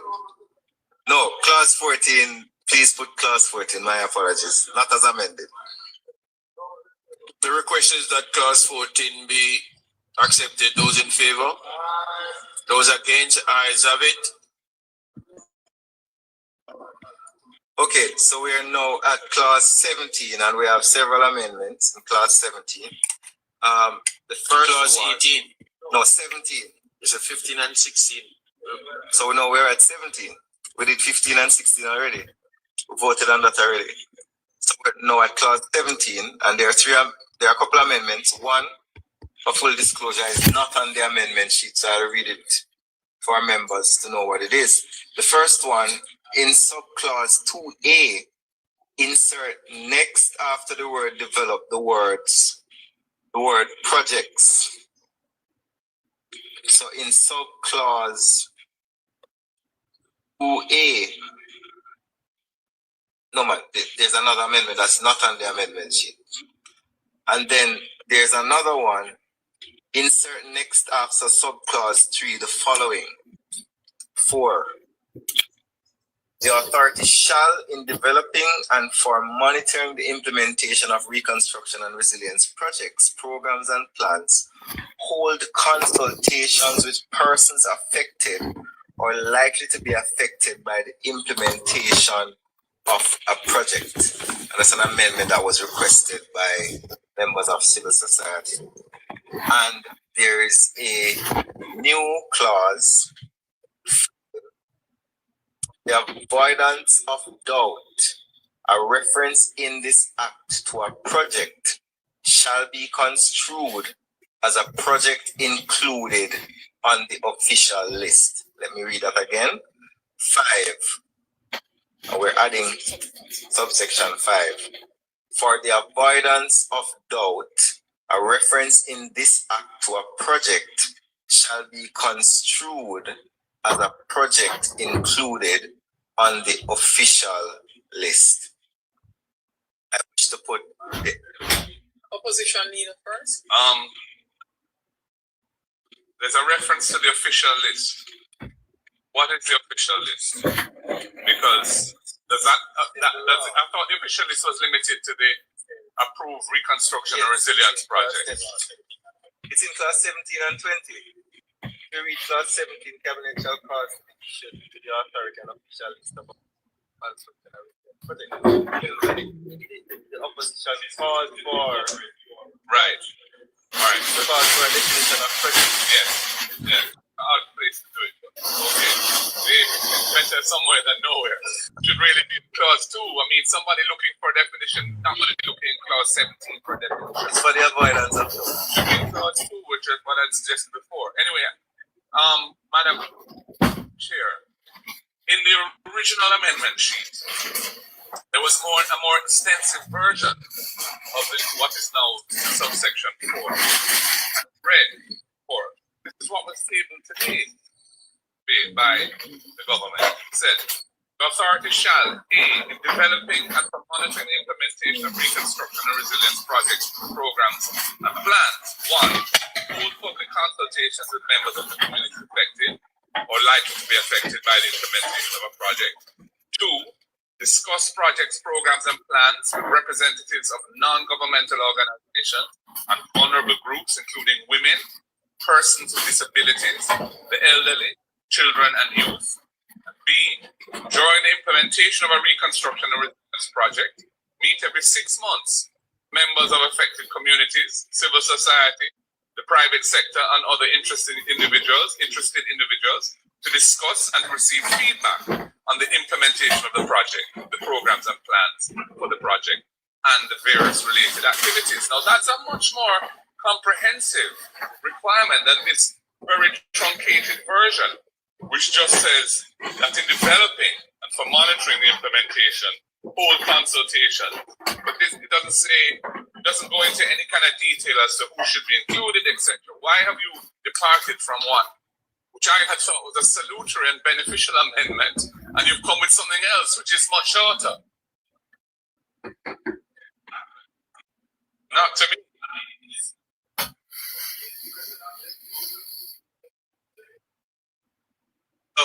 In consultation with the drafters, and we sat for hours. Well, of the opposition, if you'll allow me. So we tabled it this afternoon, and you've been in here ever since. So when did you sit for hours? I was absent on the Prime Minister for a while. So what happened? To be fair to you, we looked at the clause and we got advice from the drafters that the clause had a limited effect, and the current clause gives you the ability to consult with a wider cross-section of individuals. It's not going to happen. Those persons affected are likely to be affected. That's terrible advice. It's not going to happen, because if you just say full consultation with persons affected or likely to be affected, that is going to be interpreted in a way which is convenient to whoever's organizing the consultation. If you had it in this other way, you would have to make effort to include vulnerable groups, including persons with disabilities and the elderly. Come my team, just sort out that. Come my team, come. I make that idiot there try to dictate. I might try give him people and talking points.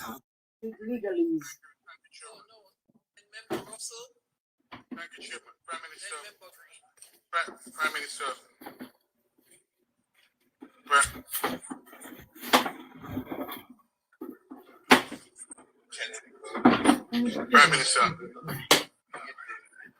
Prime Minister, remember in my contribution, brief as it was, I argued and urged that communities that are affected should be consulted on, because the phrase was very wide.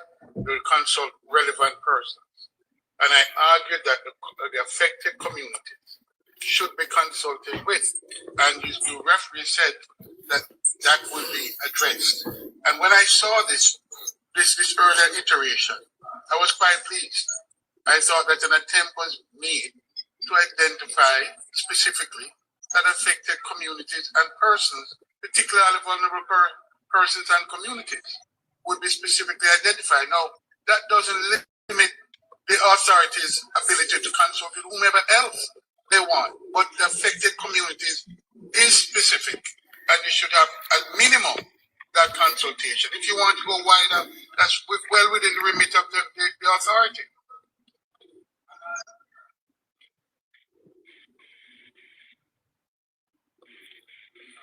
All right. So, hold on, opposition leader. All right. So, opposition leader, you may go ahead. Yes, I'm suggesting that the words in the new provision, which is persons affected or likely to be affected by the implementation of a project, could be added as a catch-all to the new provision. So it could say, discuss projects, programs, and plans with representatives of non-governmental organizations and vulnerable groups, including women, persons, the elderly, and children, youth, and any other persons affected or likely to be affected. Not limited. That's what I was suggesting. Including but not limited. They're not going to say that. They're not going to use that. Why? No, because they just don't. But you're right. But the opposition leader's point carries. It's a catch-all. Let's say, and any other persons affected or likely to be affected by the implementation of a project. I think it was member Russell. Member Russell, you had another point, member Russell, or that was it. That was your statement. All right, so that's it from member Russell. Member Green. So, Madam Speaker, I represent the area that we expect NARA will do significant reconstruction work. and as such, we value this new provision which codifies a consultation are to be held. I've said time and time again, Madam Speaker, that we have to be very careful how far we go in legislation. Because once we put it to law, that these persons must be consulted with, and you start defining the categories of consultation, we may actually lead to the paralysis that we're trying to avoid. Right? This gives the authority a wider breadth in terms of consultation because it subsumes all the categories without individually listing them. And this is a much better approach because, Madam Speaker, again, I will be clear. This gives us a wide array based on what is put in this new dispensation because it says persons affected are likely to be affected, which includes the vulnerable, which includes persons with disability, which includes everybody who is affected or likely to be affected, and we will have them at the table. But what I disagree with, member, is to legislate in the manner that you have suggested. And you know, because at the end of the day, we have to strike a balance to ensure that we don't put in a legislation that paralyzes action. Very important. So I agree with the drafters on this one, that this iteration provides wider scope, but also allows the organization to act. Go ahead, Prime Minister. When we contemplated the NARA bill, we recognized that from the outset we would have to consult with the communities affected, whether they be the physical community affected or demographic community affected. It was not specifically itemized in any clause in the bill. Leader of the opposition raised the issue again, and civil society letters written to us. And what we did was to give a policy direction. The drafters would interpret that policy direction. The policy direction is we want the broadest consultations. And I believe the way in which the drafters have coined it in the clause gives a wider breadth than for us to go to name specific categories which could be limiting. Madam Chair, and through you, Prime Minister, can we put the clause as amended? Madam Chair. So, Madam Chair, and certainly in support of the Prime Minister's point, the special benefits regulations that come to both the House and the Senate, where myself and the leader of the opposition served, deals with the NHT allocations of homes. And there are particular groups that are mentioned and there are particular groups that are not mentioned. For instance, every single development that the NHT does has a special benefit allocation for the disabled, but it is not legislated as such. No, it's not legislated. We discussed and the board, while myself and yourself sat on the Regulations Committee of the Senate. So we know that there's precedent to not legislate for every single group as is done for the NHT. So even though the police, for instance, gets an allocation out of every single NHT development, it is not legislated or regulated as such. The disabled community are given preference for every single NHT development, even though it is not legislated or regulated as such. It is not abnormal. No, and I've pressured for it, but the leader of the opposition sat in the Senate with me when we had this discussion, so he should be familiar that there is precedent for not listing every single group, because we have discussed that there in another place, and it was agreed. Leader of the opposition, it's not abnormal, and we went through this already in another place, Madam Chair. Leader of Opposition, last comment. Thanks. It is clear that the government is not minded to use its original formulation of this amendment table this afternoon. I think by not referring to those people, those groups, in reality, they're going to be excluded. Or they're not.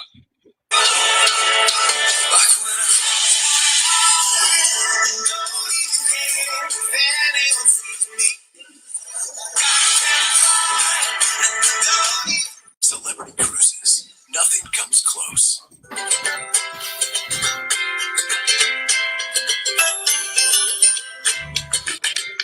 going to put the word project. Projects.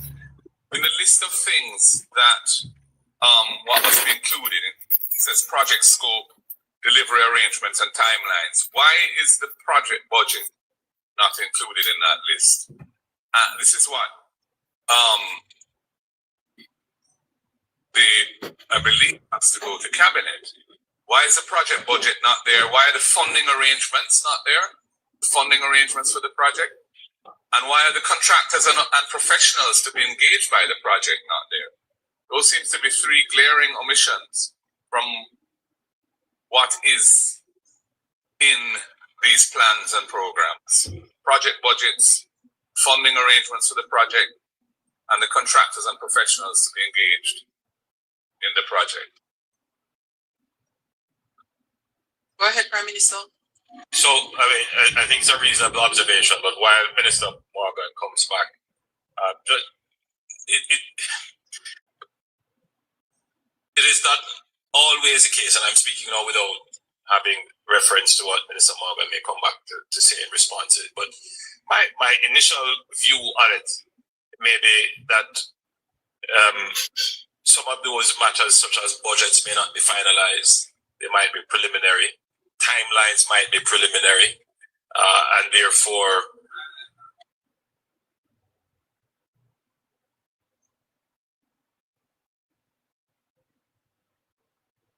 but it might not be. So you might not do a project, but not necessarily a project. So if you look at section clause 19, so you have clause 17, which speaks about the development of programs and detailed plans includes project scope, etc., and timelines. But then if you look at 19, it says the authority shall prepare plans for the implementation of approved reconstruction and resilience project. Those things will be in the implementation plan, will include those things logically. The way it speaks to detailed plans. It says detailed plans, and then it says including certain things, but some things are omitted, some fundamental things are omitted. Problem with I'm not listing. believing the point. I just wasn't sure why you'd left it out. You know. Yeah, but you've listed three things, but you haven't listed three other critical things. But they will be logically. Can we put the clause as amended, please? I put the clause as amended. Those in favor? Those against? Ayes have it. Hold on. We have something. What did you say? Yes, I said put the amendment and the clause. I put the amendments. Put the amendment and the clause. Those in favor? I put the clause as amended. Those in favor? Those against? Ayes have it. Chair, we wish to put clause 18 and 19. Let me just check to see if there are any comments there. Okay, are there any amendments? No amendments to 18 and 19. Clause 18 and 19. I wish to have an amendment to clause 20.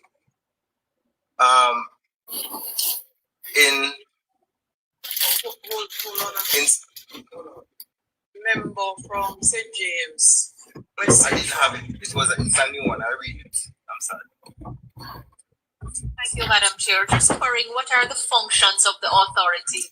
The functions at 19.1 speak to the approved reconstruction and resilience project. Do these functions also apply to the designated strategic investment project? I'm about to insert something in clause 20, which may be of assistance. Member, turn your mic off, please. Just a minute, Madam Chairman. The monitoring and implementation of plans. Go to clause 20, and then if it does not satisfy Member Malaford's concern, then we will go to the clause. So continue with clause 20. Insert in clause 20, insert in subclause 1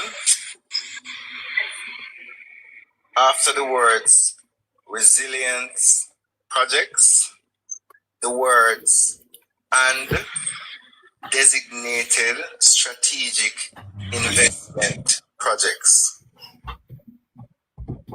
Let me repeat. 20. In clause 20, insert in subclause 1, next after the words resilience projects, the words and designated strategic investment projects. Thank you, Madam Chair. The question still remains. So at clause 19, the authority is mandated to prepare plans for the implementation of approved reconstruction and resilience projects in consultation with the relevant persons, monitor the implementation of such plans, review and update the plans periodically, and after all any material change of which the authority has notice that is likely to adversely affect or delay the implementation of the plan in whole or in part or otherwise circumstances require if you don't those mind, functions. Member Malaford, if you don't mind, instead of reading back the entire legislation, just get to what you believe would be the best amendment as best as you can. Madam Speaker. Madam Malaford, it is 12:45. It is 12:45. Madam Chair. Go ahead. Is it the intention for these functions to also apply to the designated strategic investment projects? I heard your question before, so yes, I know because the reference, the inclusion of the designated strategic investment project at clause 20 does not answer the question at clause 19. But your question before at clause 19 was said, and it was so succinct that I couldn't understand why you needed to read the clause in its entirety. Minister?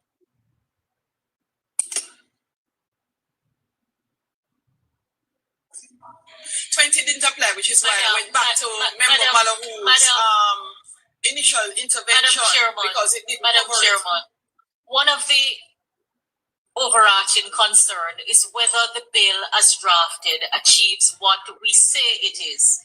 And one of the recurring points is a monitoring function, monitoring for implementation. Member Malahu, that's why I went back to the clause.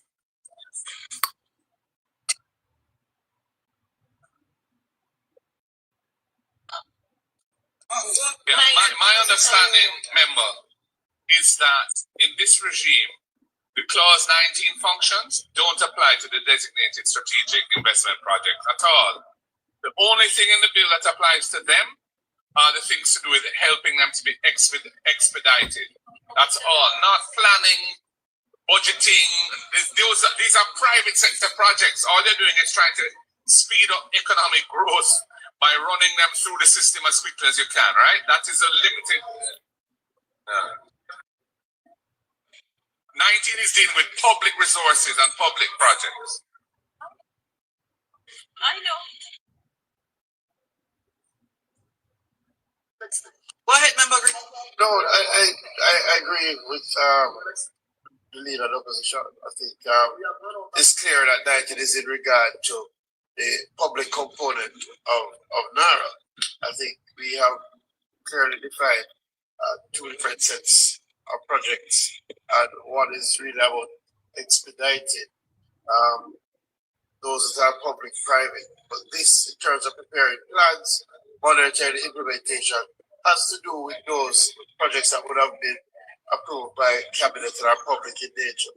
Member Malone, In relation to clause 20, Madam Chairman. Are you comfortable with clause 19? Madam Chairman, I ask a question. A response has been provided. No, I want to make sure before I move ahead. So I'm asking, so you're comfortable. Clause 20, go ahead. The clause is now being amended to include the private sector projects. And the register speaks to the name and description of the project. With the inclusion of the private sector side, should it include the developer or those who are behind the private sector project in that register?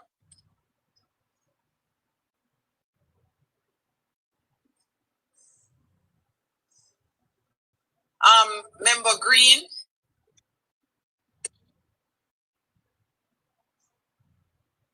The clause indicates that other particulars can be prescribed.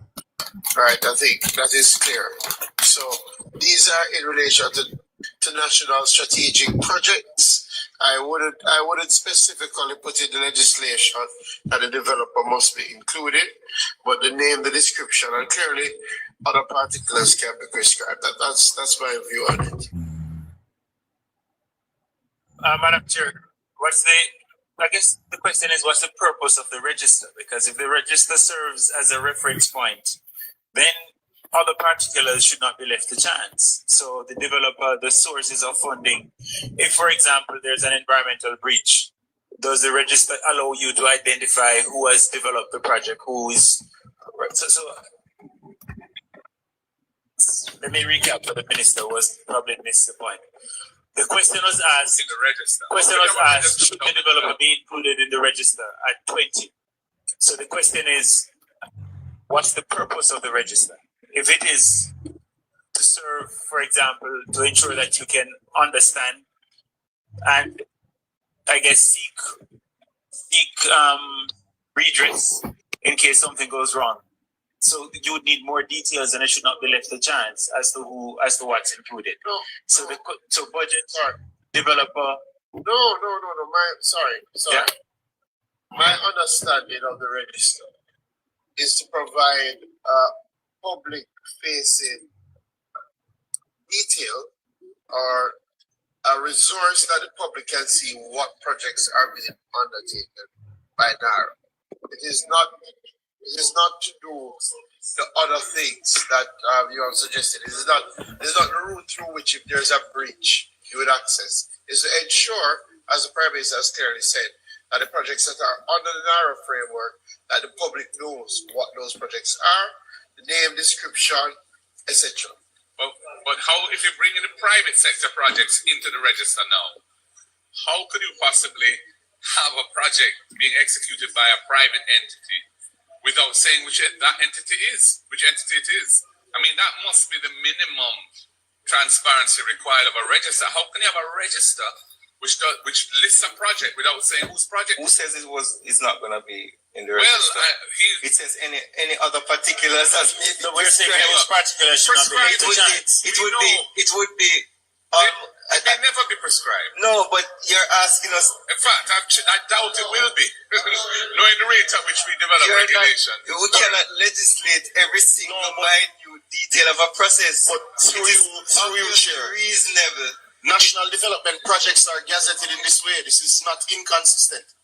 National development projects, which are so designated by the Minister of Finance, are already carried to the House and designated in this way. They're gazetted in this way. It's not inconsistent. This is actually the model that exists. It existed for the Western Resilience Water Project. It existed for the Rio Cobra project, certainly that I'm familiar with. The same way you gazette the project, you carry it to the House. The Minister of Finance has to carry the order written by the CPC. It's not inconsistent. It is. When you designate that project, you don't designate who is doing it. You don't designate very much a lot of details around it. You designate it so that you can clear the pathway for it to be executed. It's not unusual.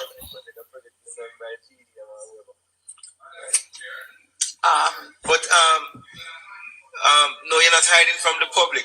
No, you're not hiding from the public. You're actually trying to the name and description of the project. What would you describe the project? So, if Madam Chairman, from a policy perspective, what we're trying to accomplish is to have every project known to the public that NARA is funding, executing, facilitating, right? And if private persons are going to benefit from facilitation, possible access to funding, then the public should know who they are. Now, the challenge that we have is, who do we name? Do we name an individual? Do we name a company?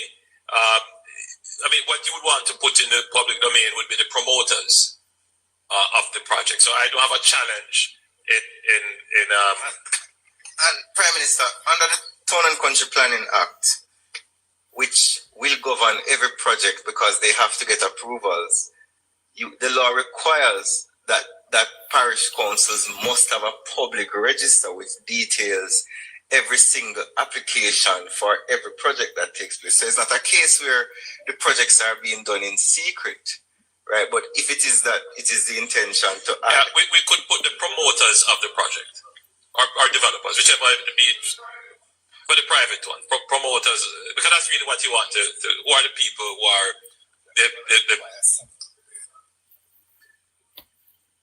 I don't know what the term in law would be to describe who are the persons developing or promoting a project.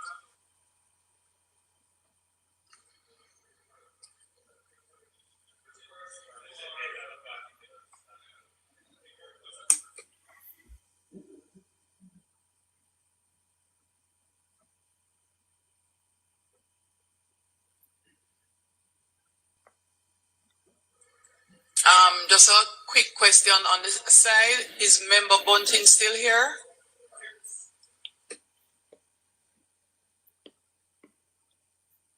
Because PAAC is in a few hours and some of the members are indicating that they're driving to the country and it is challenging for them to drive there and get back.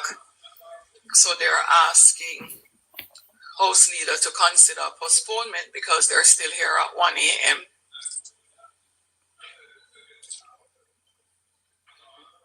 So House Leader, could you get a message to Member Bunting, Chair? You sent him a message? Okay, no problem. Yes, Member Paul will send a message. Okay. Members, your concern has been duly noted. Member Paul will send Chair a message. So something I see pretty consistently with Shopify brands that are running Google ads. Most of them are wasting. The organizations who are slated to come at short notice of postponement.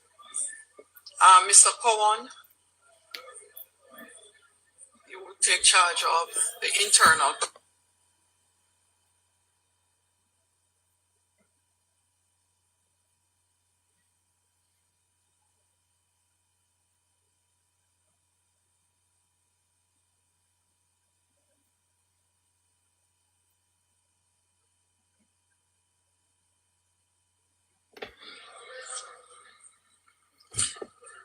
All right, continuing. Minister.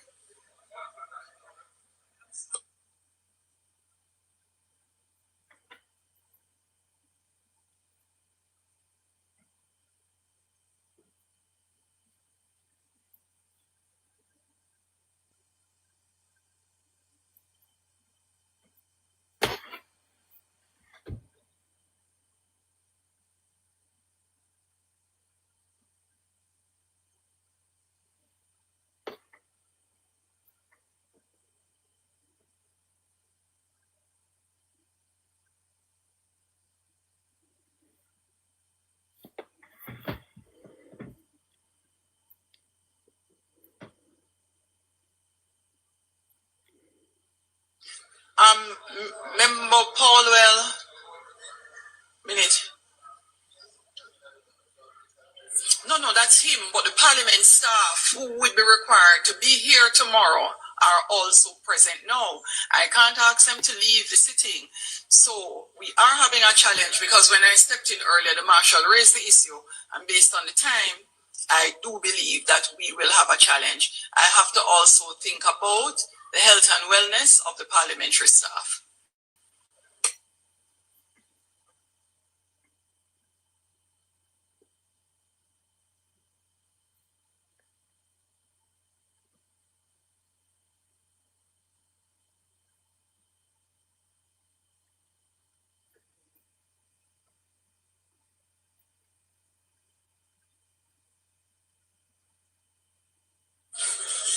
So we agree in principle, but we're trying to determine the language. So can we move on while we determine the language? I wish to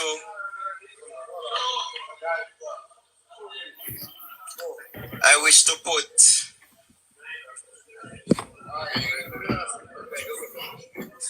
21, 22, 23, 24, and 25. Coming back to 20. Chair. So you're coming back to 20. However, Yes. we are taking 18 and 19. Right. And it means it stands because I've not heard of any amendment that really now adjusts 18 and 19. I've gone back to allow Chair. the member Chair. to elucidate. So we're skipping 20 and we're going to 21. 21, 22, 23, 24, and 25. I wish to take those. I wish to put those. Those against? The ayes have it. For clause 26. For clause 26, I want to renumber clause 26, 27, 28, 29, 30, 31, 32, 33, and 34 as sections 27, 28, 29, 30, 31, 32, 33, 34, and 35 respectively. And there's a reason why I was very slow in reading. And insert next after clause 25 the following: exemption from PIMS. 26. Section 48B2B, comma, 40, chair,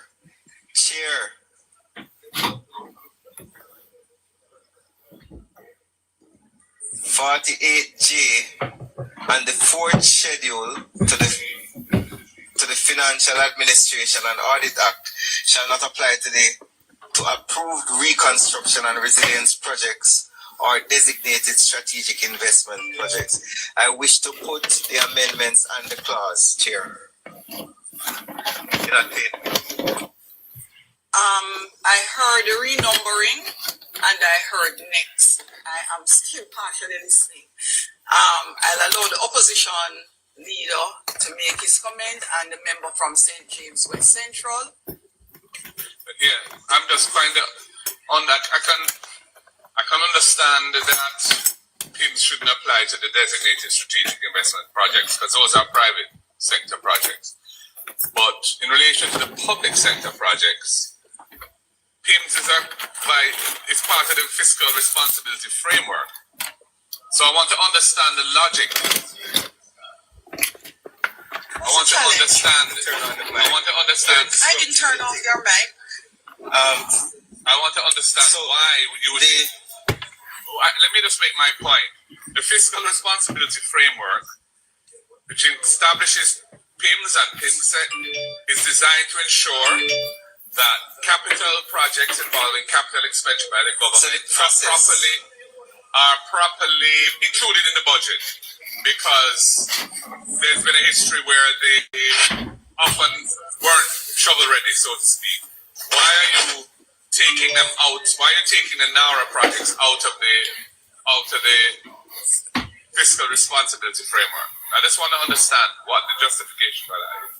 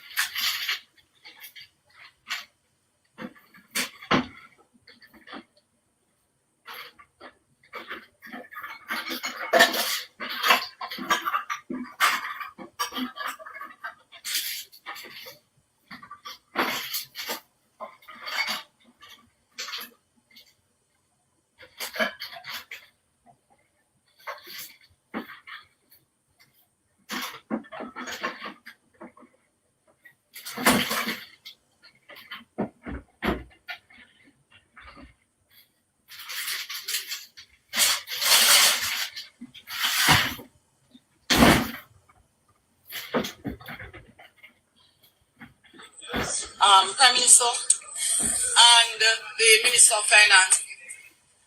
All right, thank you, Madam Chair. So to the question, why are we not requiring the projects to go to the public investment management system? So imagine, member, as stated in this act, that cabinet would have a list, the list of projects, right? And those would be given to NARA. Now, if we did not exempt NARA, NARA would be required to go through the public investment appraisal branch. And that branch has the legal authority to deny, defer projects that come before it. So, yeah, so you can't.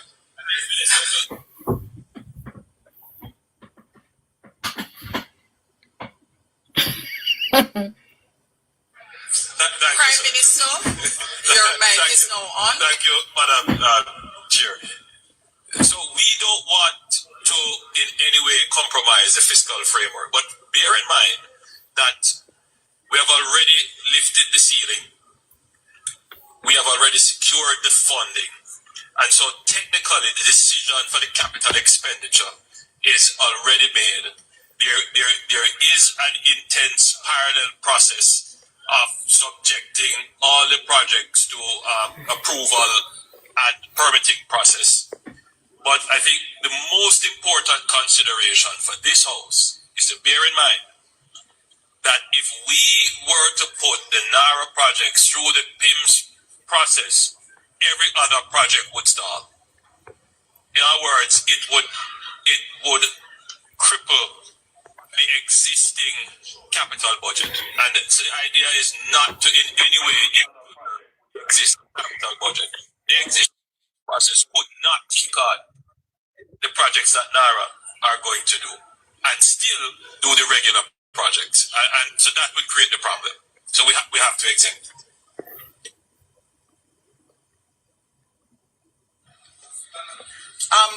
Go ahead, Sean, and then to Minister Morgan. NARA's projects would be provided for in the annual budget, I would imagine, of the country, right? The funding to be supplied to them. So that would be approved or put into the budget on the basis of what they say they can execute through the year without the benefit of the PIMS adjudication as to whether that's ready so or not.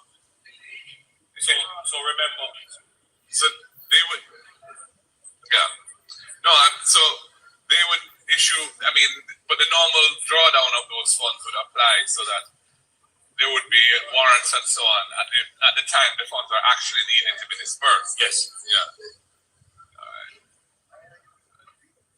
Yeah. Chair? Yes, go ahead, Minister Can we Morgan. put the amendments to clause 26 and the clause? Members, we put the amendments to clause 26 and we put clause 26 as amended. Those in favor?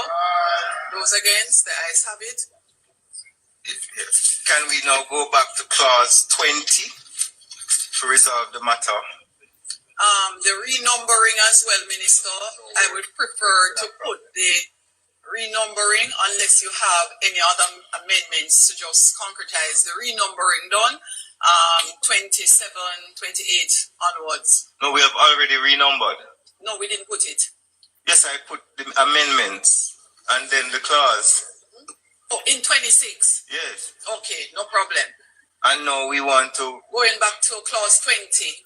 So, the amendment we wish to put for clause 20 is we're going to modify 21A to say the name, a description, and the promoter of the project.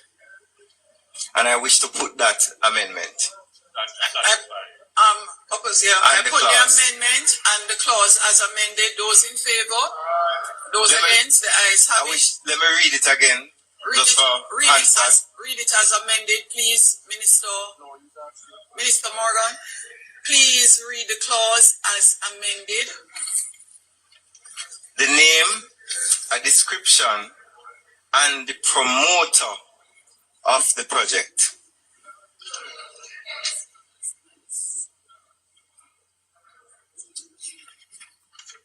Chair, I wish to push clause 27 without amendment. Those in favor? Those against? The ayes have it. Chair, I wish to make an amendment to clause 28. In the marginal note to the clause, delete the word the. I wish to put the amendment and the clause. We put clause 28, the amendment and the clause. Those in favor?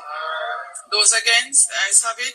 For clause 29, I wish to make the amendment, delete the word section 31 and substitute therefore the words section 32. I wish to put the amendment and the clause.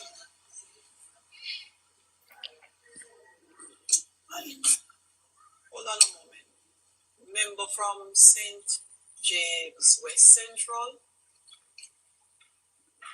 Madam Chairman, I wanted to ask a question in relation to clause 28 as renumbered. The authority is dissolved. What criteria would trigger the dissolution of the authority? There's nothing that says when it comes to an end, but on it coming to an end, so many other things happen. So what are the criteria?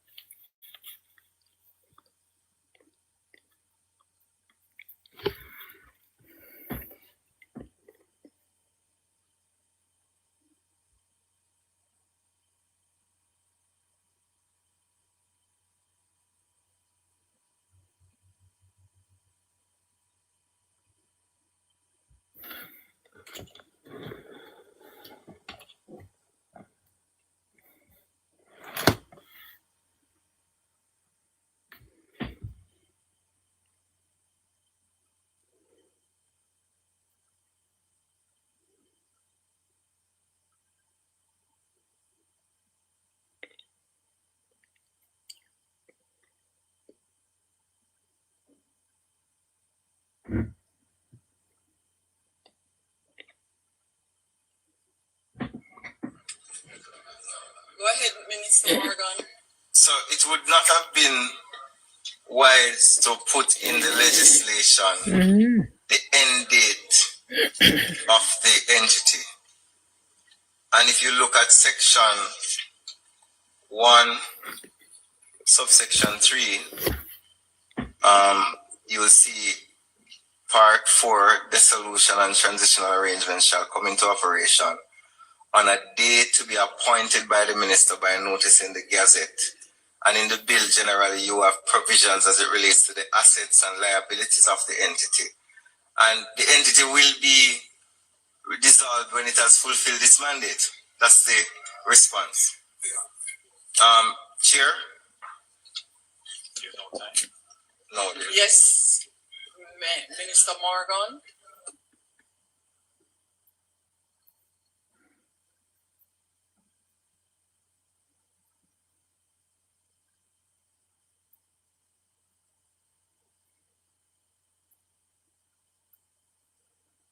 Having the objects and reasons reflected in the bill. Chair, isn't that? Can we put clause 20?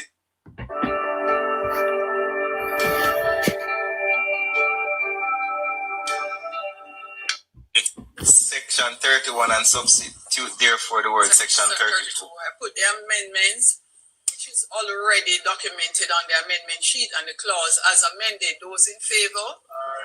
Those against? The ayes have it. In the schedule.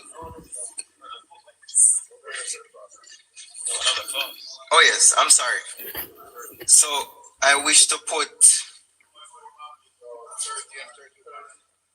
clause 30, 31, 32, 33, and 34, and 35. All right, so before, Member Russell and then Member Malahoo Ford. So, Minister, you introduced a new term earlier on. Will that be defined, the promoter?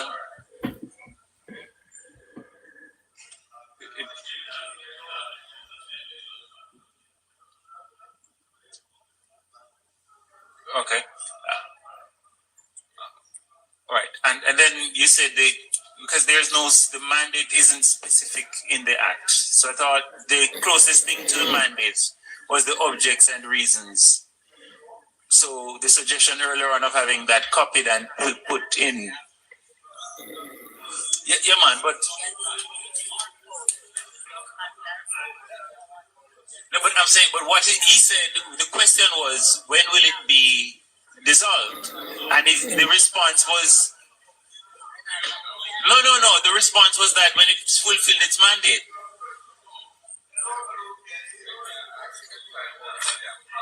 You can't put time and you can't tell what the mandate is, so how do we know? I don't understand that.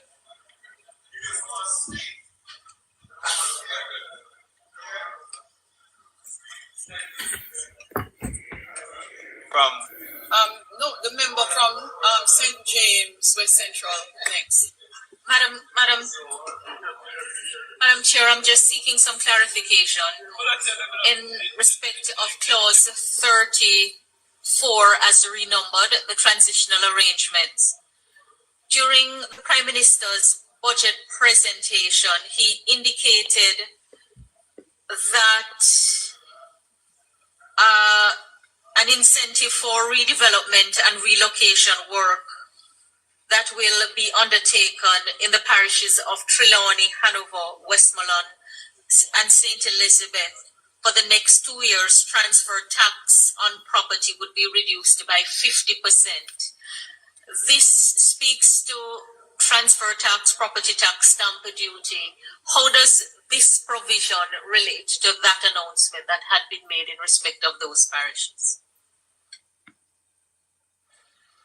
Go ahead, Leader. My understanding is that those transfers that benefit from that discount or abatement or whatever you call it, and I hope it's been put into the law, probably hasn't, would be transfers between individuals or corporations. In other words, transfers of land between people who own land and people acquiring land from them. in those parishes. Isn't this dealing with transfers pursuant to NARA's winding up, dissolution? So these are going to have to now be vested in the Commission of Lands or whoever it is, and it's saying that there's no transfer tax on that. I don't know why there's a reference to property tax, because a transfer of land doesn't trigger a property tax liability. That liability is triggered at April 1 every year, but it's stated there, and I didn't make an issue of it, but it doesn't really belong.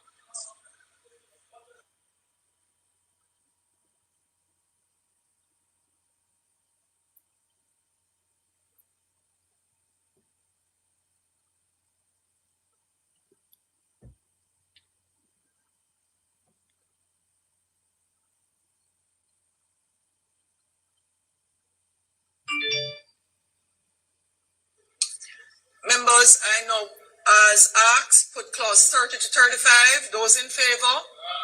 Those against? The ayes have it.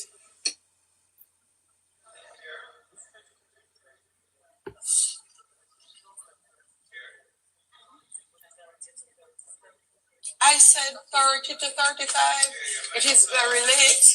I said I put clauses 30 to 35. What about the schedule, Minister? Thank you, Chair. Chair, I wish to make amendments to the schedule. I wish to renumber paragraphs 5, 6, and 7 as paragraphs 6, 7, and 8 respectively, and insert next after paragraph 4 the following. Conflict of interest. 5.1. The Chief Executive Officer shall not have a direct interest in a procurement contract made or proposed to be made by the authority. 2. Where the Chief Executive Officer has knowledge of a direct interest, the Chief Executive Officer shall forthwith disclose that interest in writing to the Minister. 3. On receipt of the disclosure referred to in subsection 2, the Minister may, if he thinks fit, require the Chief Executive Officer to dispose of such interest held by him within such time as the Minister may specify in writing. I put the amendments to the schedule and the schedule. Any concerns with that? Member Malabu first. Thank you, Madam Chair. The inclusion of this amendment is a welcome. Is welcome. I just wonder whether, in light of the delegation, the fact that the authority may delegate to anyone, any person, critical functions, whether the conflict of interest provision should not extend to anyone who performs a function under the law, a major function.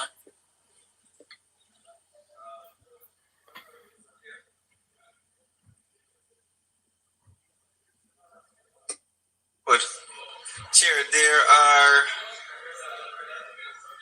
in debating the inclusion of this clause, as you know, this is a new clause.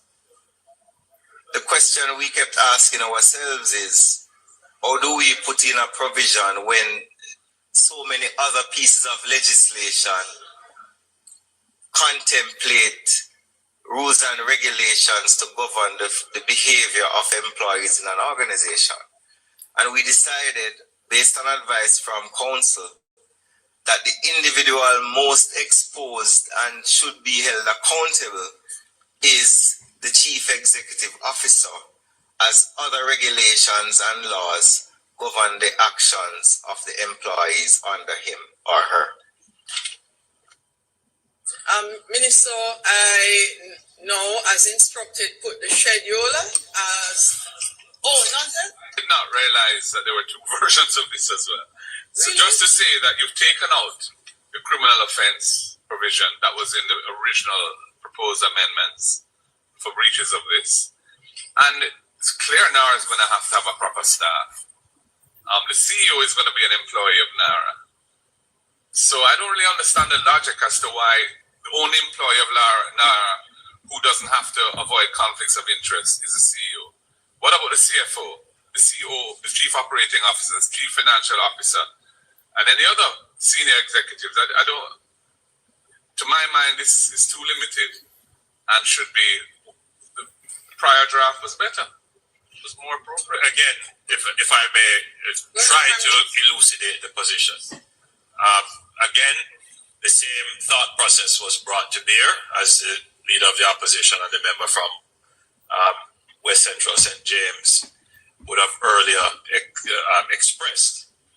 Firstly, there is a comprehensive piece of legislation called the Anti-Corruption, what's it called? The Corruption Prevention Act, which defines what is a conflict of interest, the offense of it, and how it is treated. So we didn't need to go and re-legislate that within this bill.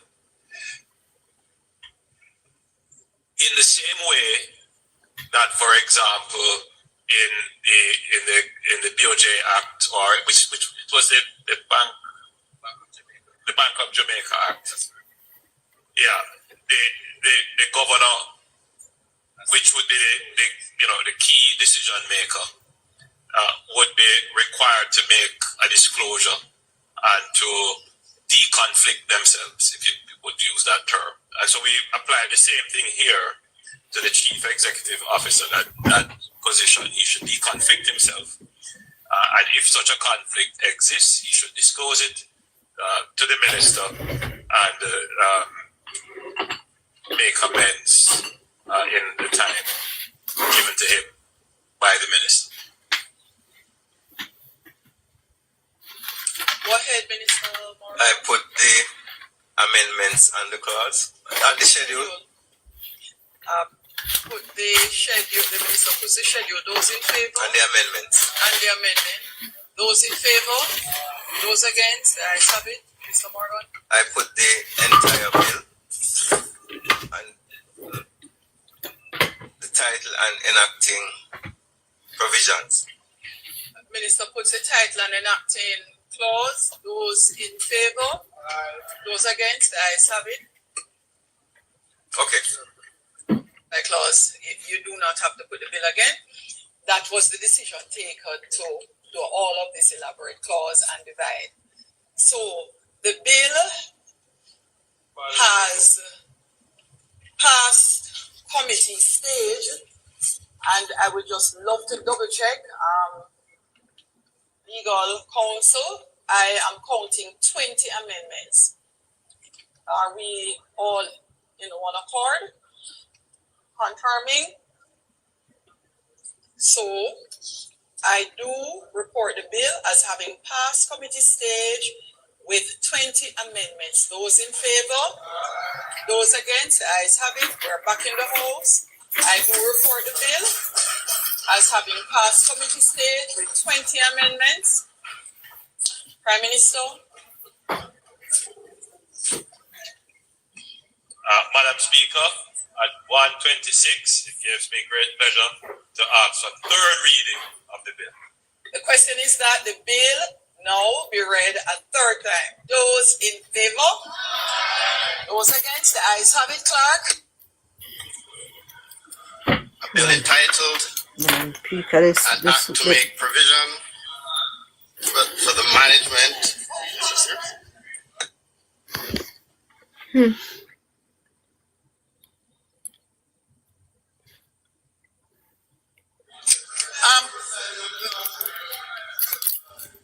No, that's fine. That's members, that's fine. The opposition has asked for a divide on the third reading of the bill.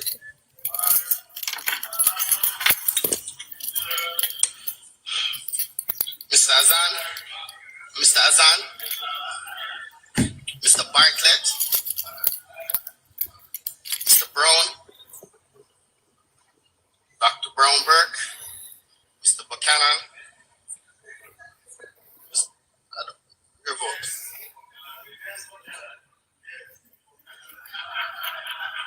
Mr. Bunting, Mr. Burchell, Dr. Campbell, Dr. Chang, Mr. Charles Jr., Mr. Chuck, Mr. Clark,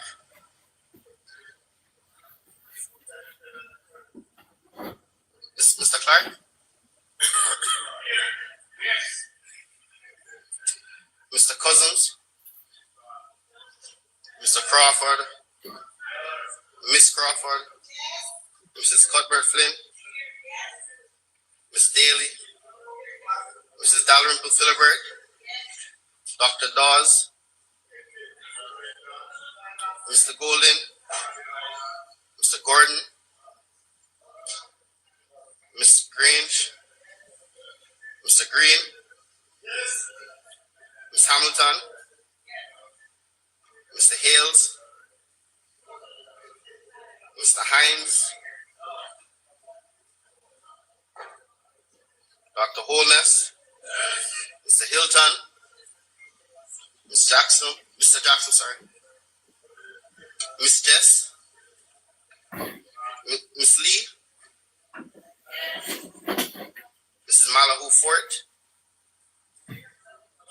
Ambassador Marks, Mr. Main, Mr. Mackenzie, Mrs. Miller Bennett, Mr. Montague,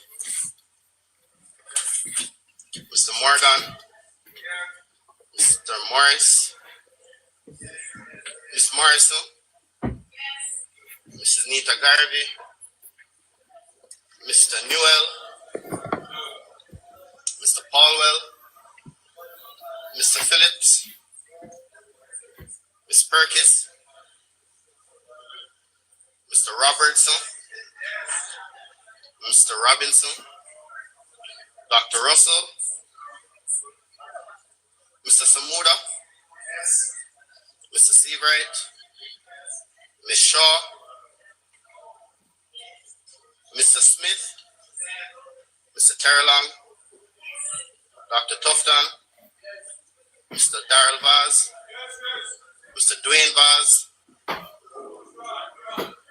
Mr. Warmington, Dr. Wheatley, Mr. Delroy Williams, Mr. Donovan Williams, Mrs. Williams, and Mr. Witter.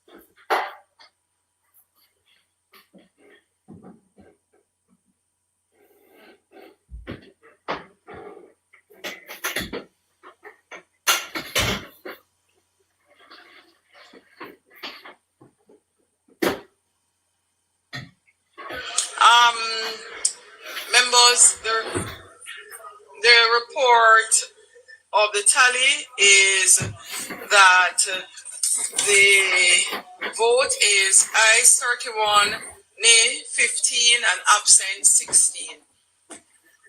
You may go ahead and read the bill a third time. A bill entitled, An Act to Make Provision for the Management and Implementation of the Post-Disaster Reconstruction and Resilience Efforts consequent on the passage of Hurricane Melissa and for resilience generally, to establish the National Reconstruction and Resilience Authority and for connected matters read a third time and passed.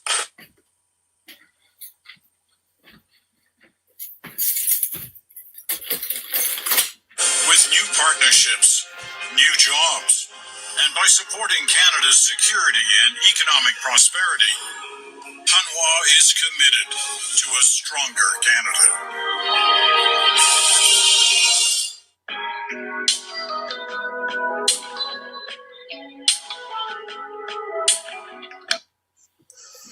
Madam Speaker, we're going straight to public business. I know also the recommittal of all the items on the agenda. The request is that all items on the agenda be recommitted. Those in favor? Those against? The ayes have it. Statement by ministers. Announcements. Clerk? Laid on the table of the House are the following. Ministry paper number 2324 of 2025-26, titled Cabinet Agenda Issues, dated the 12th of January 2026, January 19, 2026, and January 26, 2026, respectively. Overarching Policy for Jamaica's Protected Areas System 2026 and its related ministry paper numbered 26 of 2026, titled Overarching Policy for Jamaica's Protected Areas System.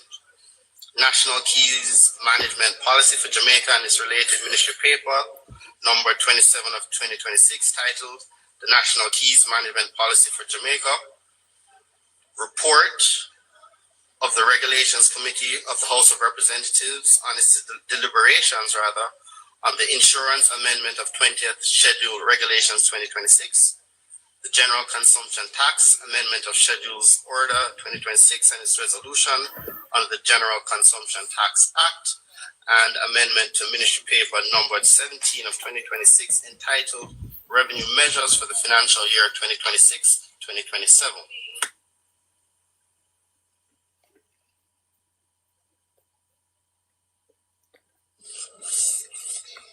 Petitions, papers, reports from committees. Members, I am encouraging the member who submitted the report for the Regulations Committee. Okay, here, go ahead, member. Thank you very much, Madam Speaker.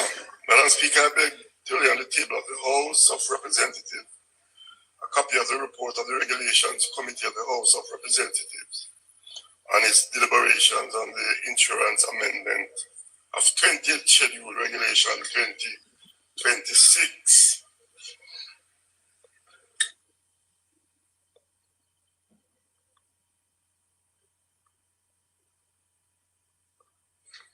Minister of Finance, please. Yes, sir. Notices of motions given orally, Minister of Finance. Thank you, Madam Speaker. Madam Speaker, I beg to give notice that at the next meeting of the House, I will move the following motion.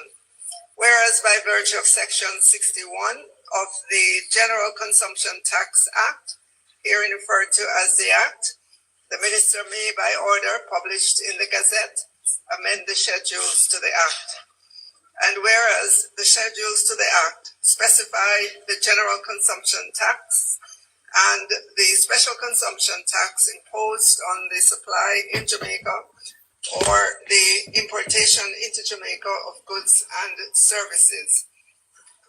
And whereas on the 28th day of April 2026, the Minister made the General Consumption Tax Amendment of Schedules Order 2026. And whereas it is provided by Section 62 of the Act that an order amending the schedules to the Act shall be subject to affirmative resolution of the House of Representatives. And whereas it is desirable that the General Consumption Tax Amendment of Schedules Order 2026 be affirmed by resolution. Now, therefore, be it resolved by this Honorable House as follows. This resolution may be cited as the General Consumption Tax Amendment of Schedules Order 2026 Resolution. The General Consumption Tax Amendment of Schedules Order 2026, which was laid on the table on the 28th day of April 2026, is hereby affirmed. Madam Speaker, I further give notice that at a later stage today, I will move for the suspension of the standing orders to enable me to take this motion.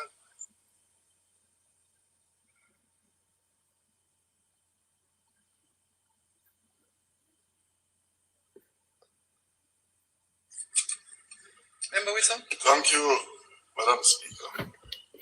Madam Speaker, I beg to give notice next meeting of the House, I will move. Be it resolved that the reports of the Regulations Committee of the House Oh yeah, of Japas. Representatives and its What's the matter with deliberations you? on the Insurance Amendment of 20th Schedule Regulation 2026, which was laid on the table of the House on the 28th day of April 2026, be adopted. Madam Speaker, I further beg to give notice at a later stage today I will move for the suspension of the standing orders to enable me to take this motion. Thank you, Minister Wito. Questions and answers to questions. Motions that may be made at the commencement of public business and notice. Motions relating to the sitting of the House. Motions for leave to introduce bills. There wasn't Presentation of bills without leave of the House first obtained. House Leader. Madam Speaker, we will have Minister Whittle just to do his motion and then we will take. Oh, no, I don't think it there today. Yeah. So hold on, Minister Whittle. Public business. You may go now. Madam Speaker, I now move for the suspension of the standing orders to enable me to take the motion notice of which I gave earlier. Those in favor? Those against, the ayes have it. Madam Speaker, I now ask that the motion be approved. Those in favor? Those against, the ayes have it. Minister of Finance?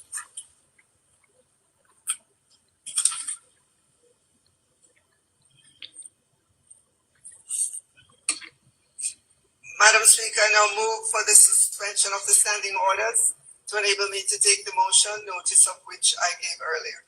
Question is that the standing orders be suspended to enable the minister to take the motion notice of which was given earlier. Those in favor? Those against, the ayes have it.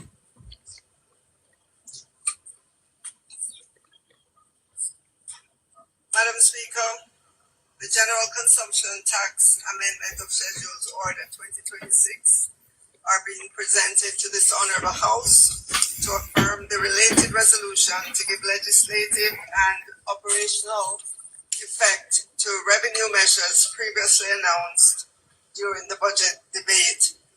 In doing so, Madam Speaker, the order and the resolution now before the House represent a critical step in giving legislative and operational effect to these policies. They provide for the implementation of targeted adjustments within the general consumption tax and special consumption tax regimes.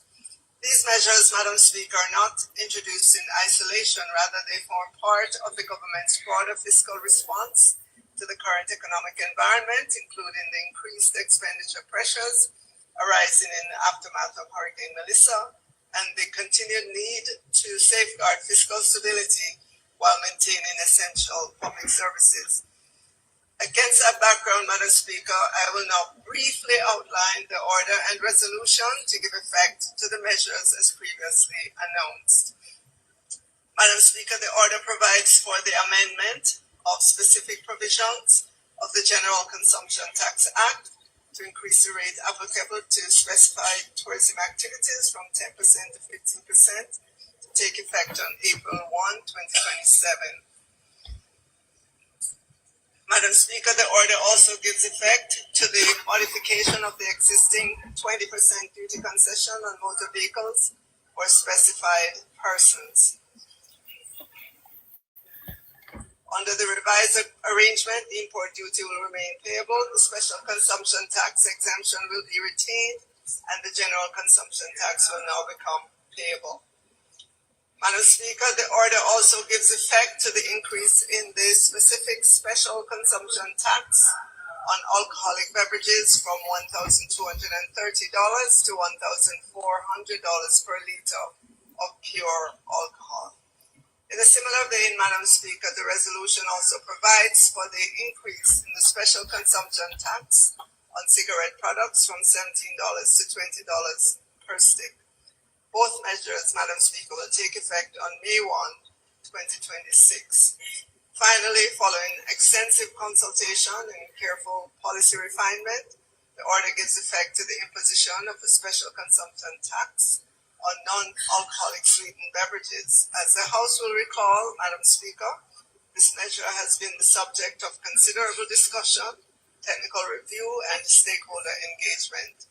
That process has allowed for a more refined approach, strengthening both the design and the application of the tax. Under the revised framework, tax is imposed at a rate of 22 cents per gram of added sweetener. In doing so, it establishes a direct relationship between tax liability and the product's sweetener content, improving its overall effectiveness and alignment with the intended policy objectives.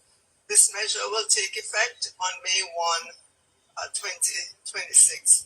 Madam Speaker, taken together, the order and the resolution before this Honourable House give full legislative and administrative effect to the revenue measures previously announced.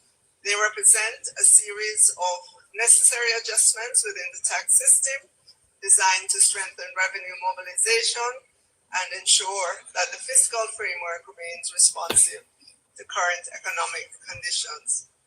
In that regard, Madam Speaker, these measures form an important part of the government's continued effort to maintain fiscal stability while meeting the needs of the Jamaican people. I therefore ask this House to approve the General Consumption Tax Amendment of Schedules Order 2026 and affirm its related resolution. Thank you, Madam Speaker. Thank you, Minister. Could you turn off your mic first? The member from St. Andrew Southeast. Thank you, Madam Speaker. Just one question of clarification on the tourism activities 1D, where it speaks to tourism accommodation not specified in A, B, or C. Would that in any way cover persons who provide short-term rentals like Airbnbs?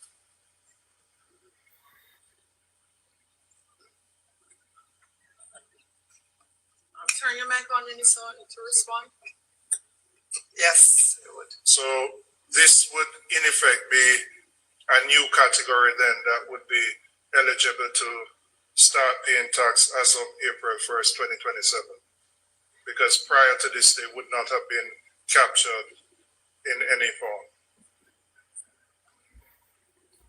Yes? Okay.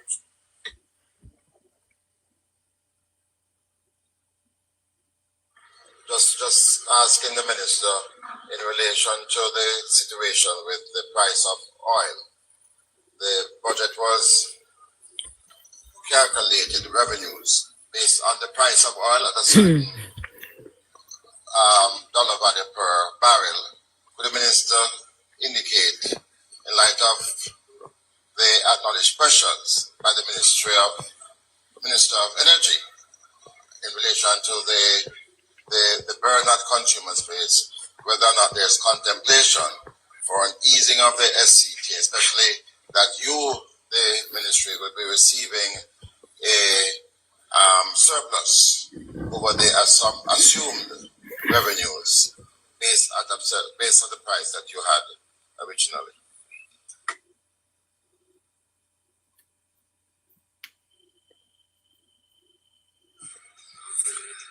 Member, I think it's way too early to be counting a surplus because, as you heard, the Minister of Energy announced, I think a week or two ago, of how many billions of dollars Petrojam itself has to absorb because it is using the pricing formula, which does not allow the full pass-through of the increase in oil to Jamaicans. And you can look and see where prices are relative to how much it is at the pump. So I think it's too early to be counting any gains at all.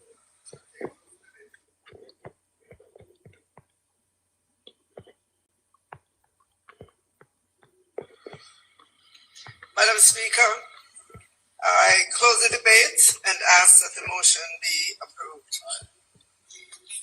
Question is that the motion be approved. Those in favor? Those against? The ayes have it. House Leader? Madam Speaker, we have one more matter, which is to move for the adjournment of the House. And as such, I ask that the House be adjourned for a date to be fixed.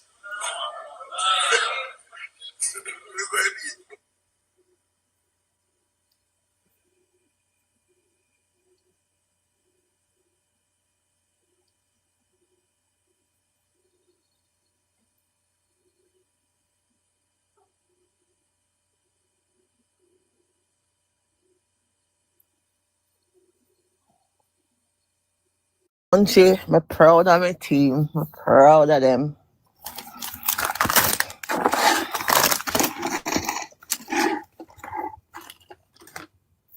Munchie, be away there. I would just like for the record to indicate it is now 1:50 a.m. Oh my God. The staff present here, other than the actual committee clerk for the PAAC, all the staff present here, all the orderlies, the legal officers would be required to be here at 10 a.m. I do anticipate that we may have challenges. The chairperson for the committee has insisted that they are going ahead with the meeting. That's why he went home. He went. Oh my God. Following the standing orders strictly to the letter, and so I apologize on behalf of the Parliament and its administration to the employees in respect of their health and wellness in requiring that they find themselves here to facilitate the request of the chair despite this late hour of the morning. Man. House Leader? Less than 8 hours, that's illegal. Just on that point, I will ask the leader of opposition to see if he can convey to the chair of the committee that yeah, because they're not supposed to come back before 8 hours. Basically 2 a.m. Yeah, they can't get 8 hours. It's 10. Come on, thing. What's the matter with you?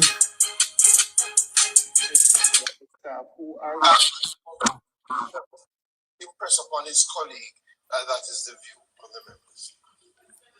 The question is that we do adjourn the House for a date to be fixed. Those in favor? The ayes have it.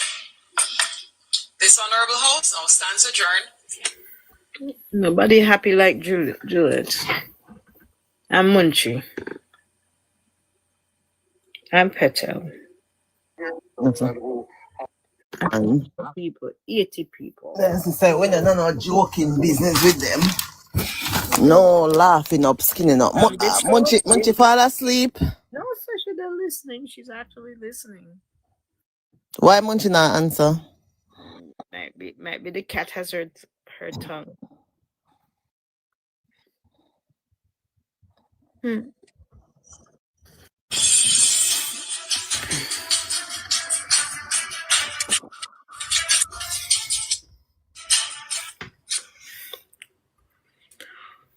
Yep. The cat has got her tongue. When she was jumping up and down earlier. Put the final word in, Madam Speaker.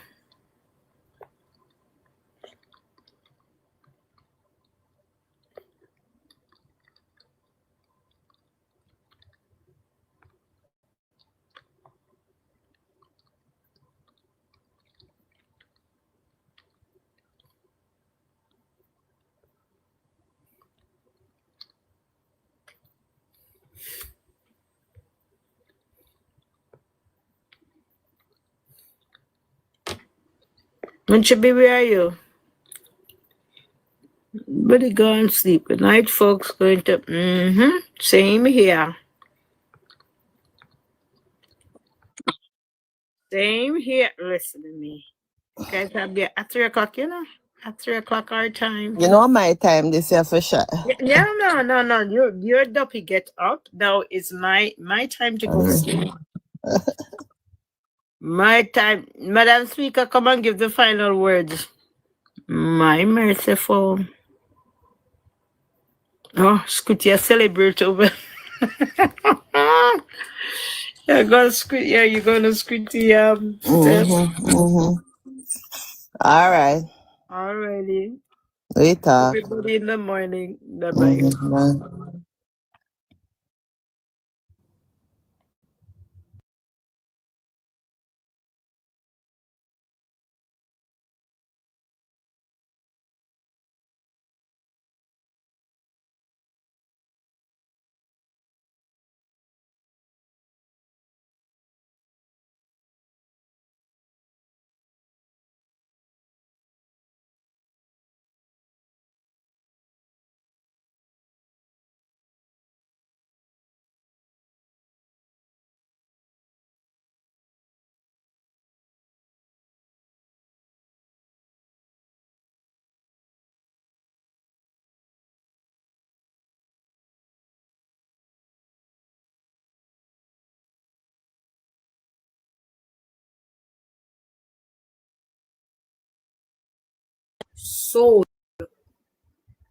So Joshua blessed them and sent them away, and they went unto their tents. Now to the one half of the tribe of Manasseh, Moses had given possession in Bashan, but unto the other half thereof gave Joshua among their brethren on this side Jordan westward. And when Joshua sent them away also unto their tents, then he blessed them. And he spake unto them, saying, Return with much riches unto your tents, and with very much cattle, with silver, and with gold, and with brass, and with iron, and with every remnant, divided the spoil of your enemies with your children. And the children of Reuben, and the children of Gad, and the half tribe of Manasseh returned and departed from the children of Israel out of Shiloh, which is in the land of Canaan, to go unto the country of Gilead, to the land of their possession,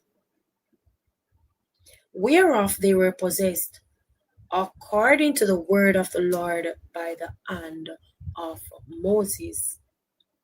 And when they came unto the borders of Jordan, that are in the land of Canaan, the children of Reuben and the children of Gad, and the half tribe of Manasseh, built there an altar by Jordan, a great altar to see to.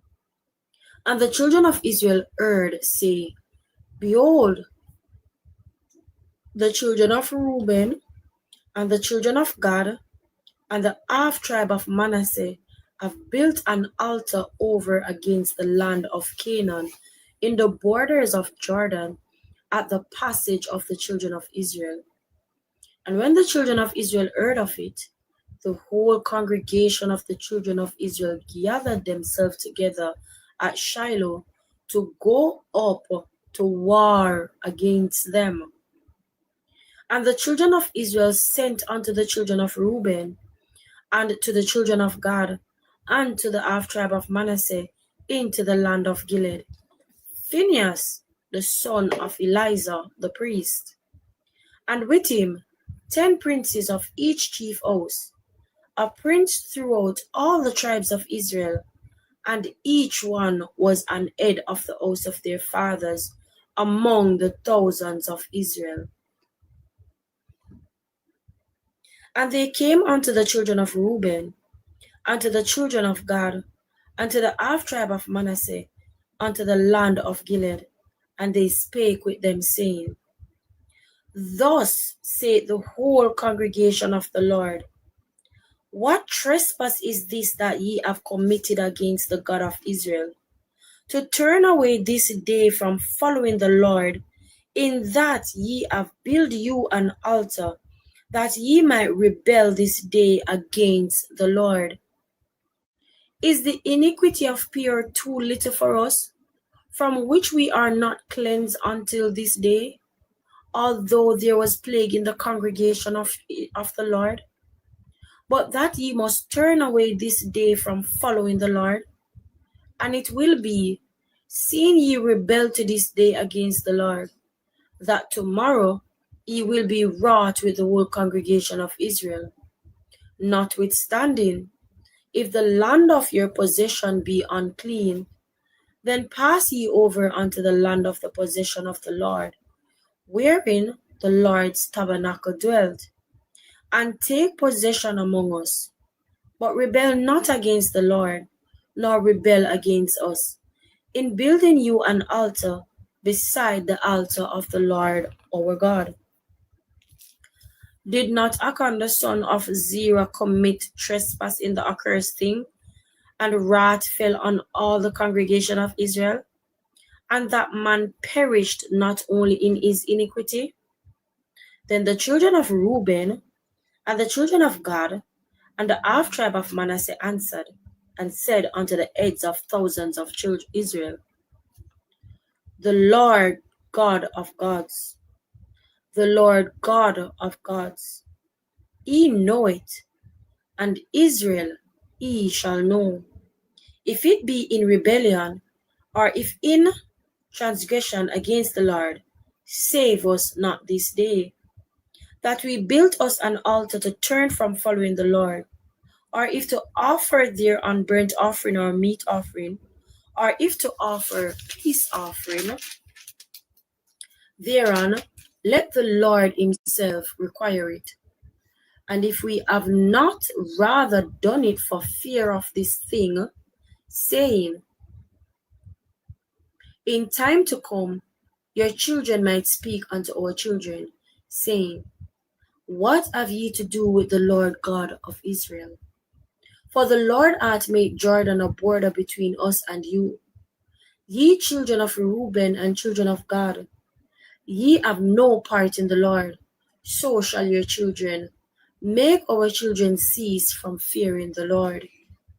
Therefore we said, let us now prepare to build us an altar, not for burnt offering, not for sacrifice, but that it may be a witness between us and you and our generations after us, that we might do the service of the Lord before him with our burnt offerings and with our sacrifices and with our peace offerings, that your children may not say to our children in time to come, ye have no part in the Lord.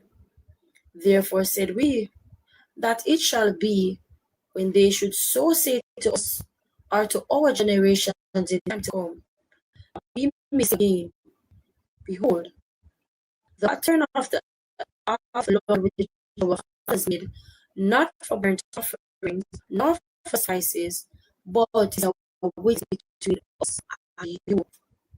God forbid that we should rebel against the Lord, and turn this day from following the Lord, to build an altar for burnt offerings, for meat offerings, for sacrifices, besides the altar of the Lord God that is before his tabernacle. And when Phinehas the priest, and the princes of the congregation, and heads of the thousands of Israel's which were with them, heard the words that the children of Reuben, and the children of Gad, and the children of Manasseh spake, it pleased them. And Phinehas the son of Eleazar the priest said unto the children of Reuben, and to the children of Gad, and to the children of Manasseh, this day we perceive that the Lord is among us, because ye have not committed this trespass against the Lord. Now ye have delivered the children of Israel out of the hand of the Lord. And Phinehas the son of Eleazar the priest, and the princes returned from the children of Reuben, and from the children of Gad, out of the land of Gilead, unto the land of Canaan, to the children of Israel, and brought them word again. And the thing pleased the children of Israel, and the children of Israel blessed God, and did not intend to go up against them in battle, to destroy the land wherein the children of Reuben and Gad dwelt. Verse 34 and ending verse of chapter 22. And the children of Reuben and the children of Gad called the altar Ed, for it shall be a witness between us that the Lord is God. Now, wanna hear what just one? Joseph blessed them, because they have been obedient to God and tell them, go on land now. And because of the goodness of what God did for them, they made their altar to be a witness that God is indeed God. And they ready to go up the pan and go tell the people them, say them are worship false gods. So them are going to destroy them because them and their false worship are going to make God angry at them. But let me tell you this, if they had done that, you know what happened? They would have lost. They would have lost against the Reuben and Gad and Manasseh. They would have lost because God did not went up there with them. Because God didn't send them to go do it. Because God know what their altar was for. So it is the same thing nowadays with us Christians against one another. Because somebody is not worshiping God or you are worshiping him. You see what I first thing they choose to do? Compare Achan's sin with what Reuben and just do. You know, go find out why Reuben then create the altar. The first thing you know, I go say, I saw Achan did curse when God come down upon the wall away and never we do nothing. So uno come and so now come build altar, so uno go make God come take it pan we. Achan steal and lied and was covetous. Achan did not do anything regarding God. That's why I uno get it. But uno see them building things and uno run gone up there. God tell them say they now worship God. I saw the church people them are going nowadays. Bring down their wine because this church now worship God because it don't look like how you are doing it. So because the altar was already built at Jordan, they must say this is the only altar we did it. So if one next altar built, it's not for God. And that they must say, tear down your altar because the altar they are Jordan already. We don't need no more altar. So the altar where you build, I know God you use it serve. You understand? And the same thing that's happening with us in the church nowadays. Because when church now worship God or you are worship, we bring them down and say we now worship God. Not we do. Not me do. Not me. So that was the end of chapter 22. We are now going to go into chapter 23. All right. So we know say Reuben, Gad, and Manasseh. Remember they did say to God say, keep putting them down here so and we are going to clean up the land and thing. And they left from among the Israelites and they went where God gave them the permission to can go. And even though they were out there paving the way for their generation, they kept the commandments. They kept in God's walk. They were obedient all time. Even though they were out there with other sort out for their generation, so their generation can get decent place. All right. So let's go into chapter 23. And then we'll have one chapter for the rest of the night to go. All right. It's now 7 minutes after 2. We should wrap up by 2:30. And it came to pass a long time after that, the Lord had given rest unto Israel from all their enemies round about, that Joshua waxed old and stricken in age. And Joshua called for all Israel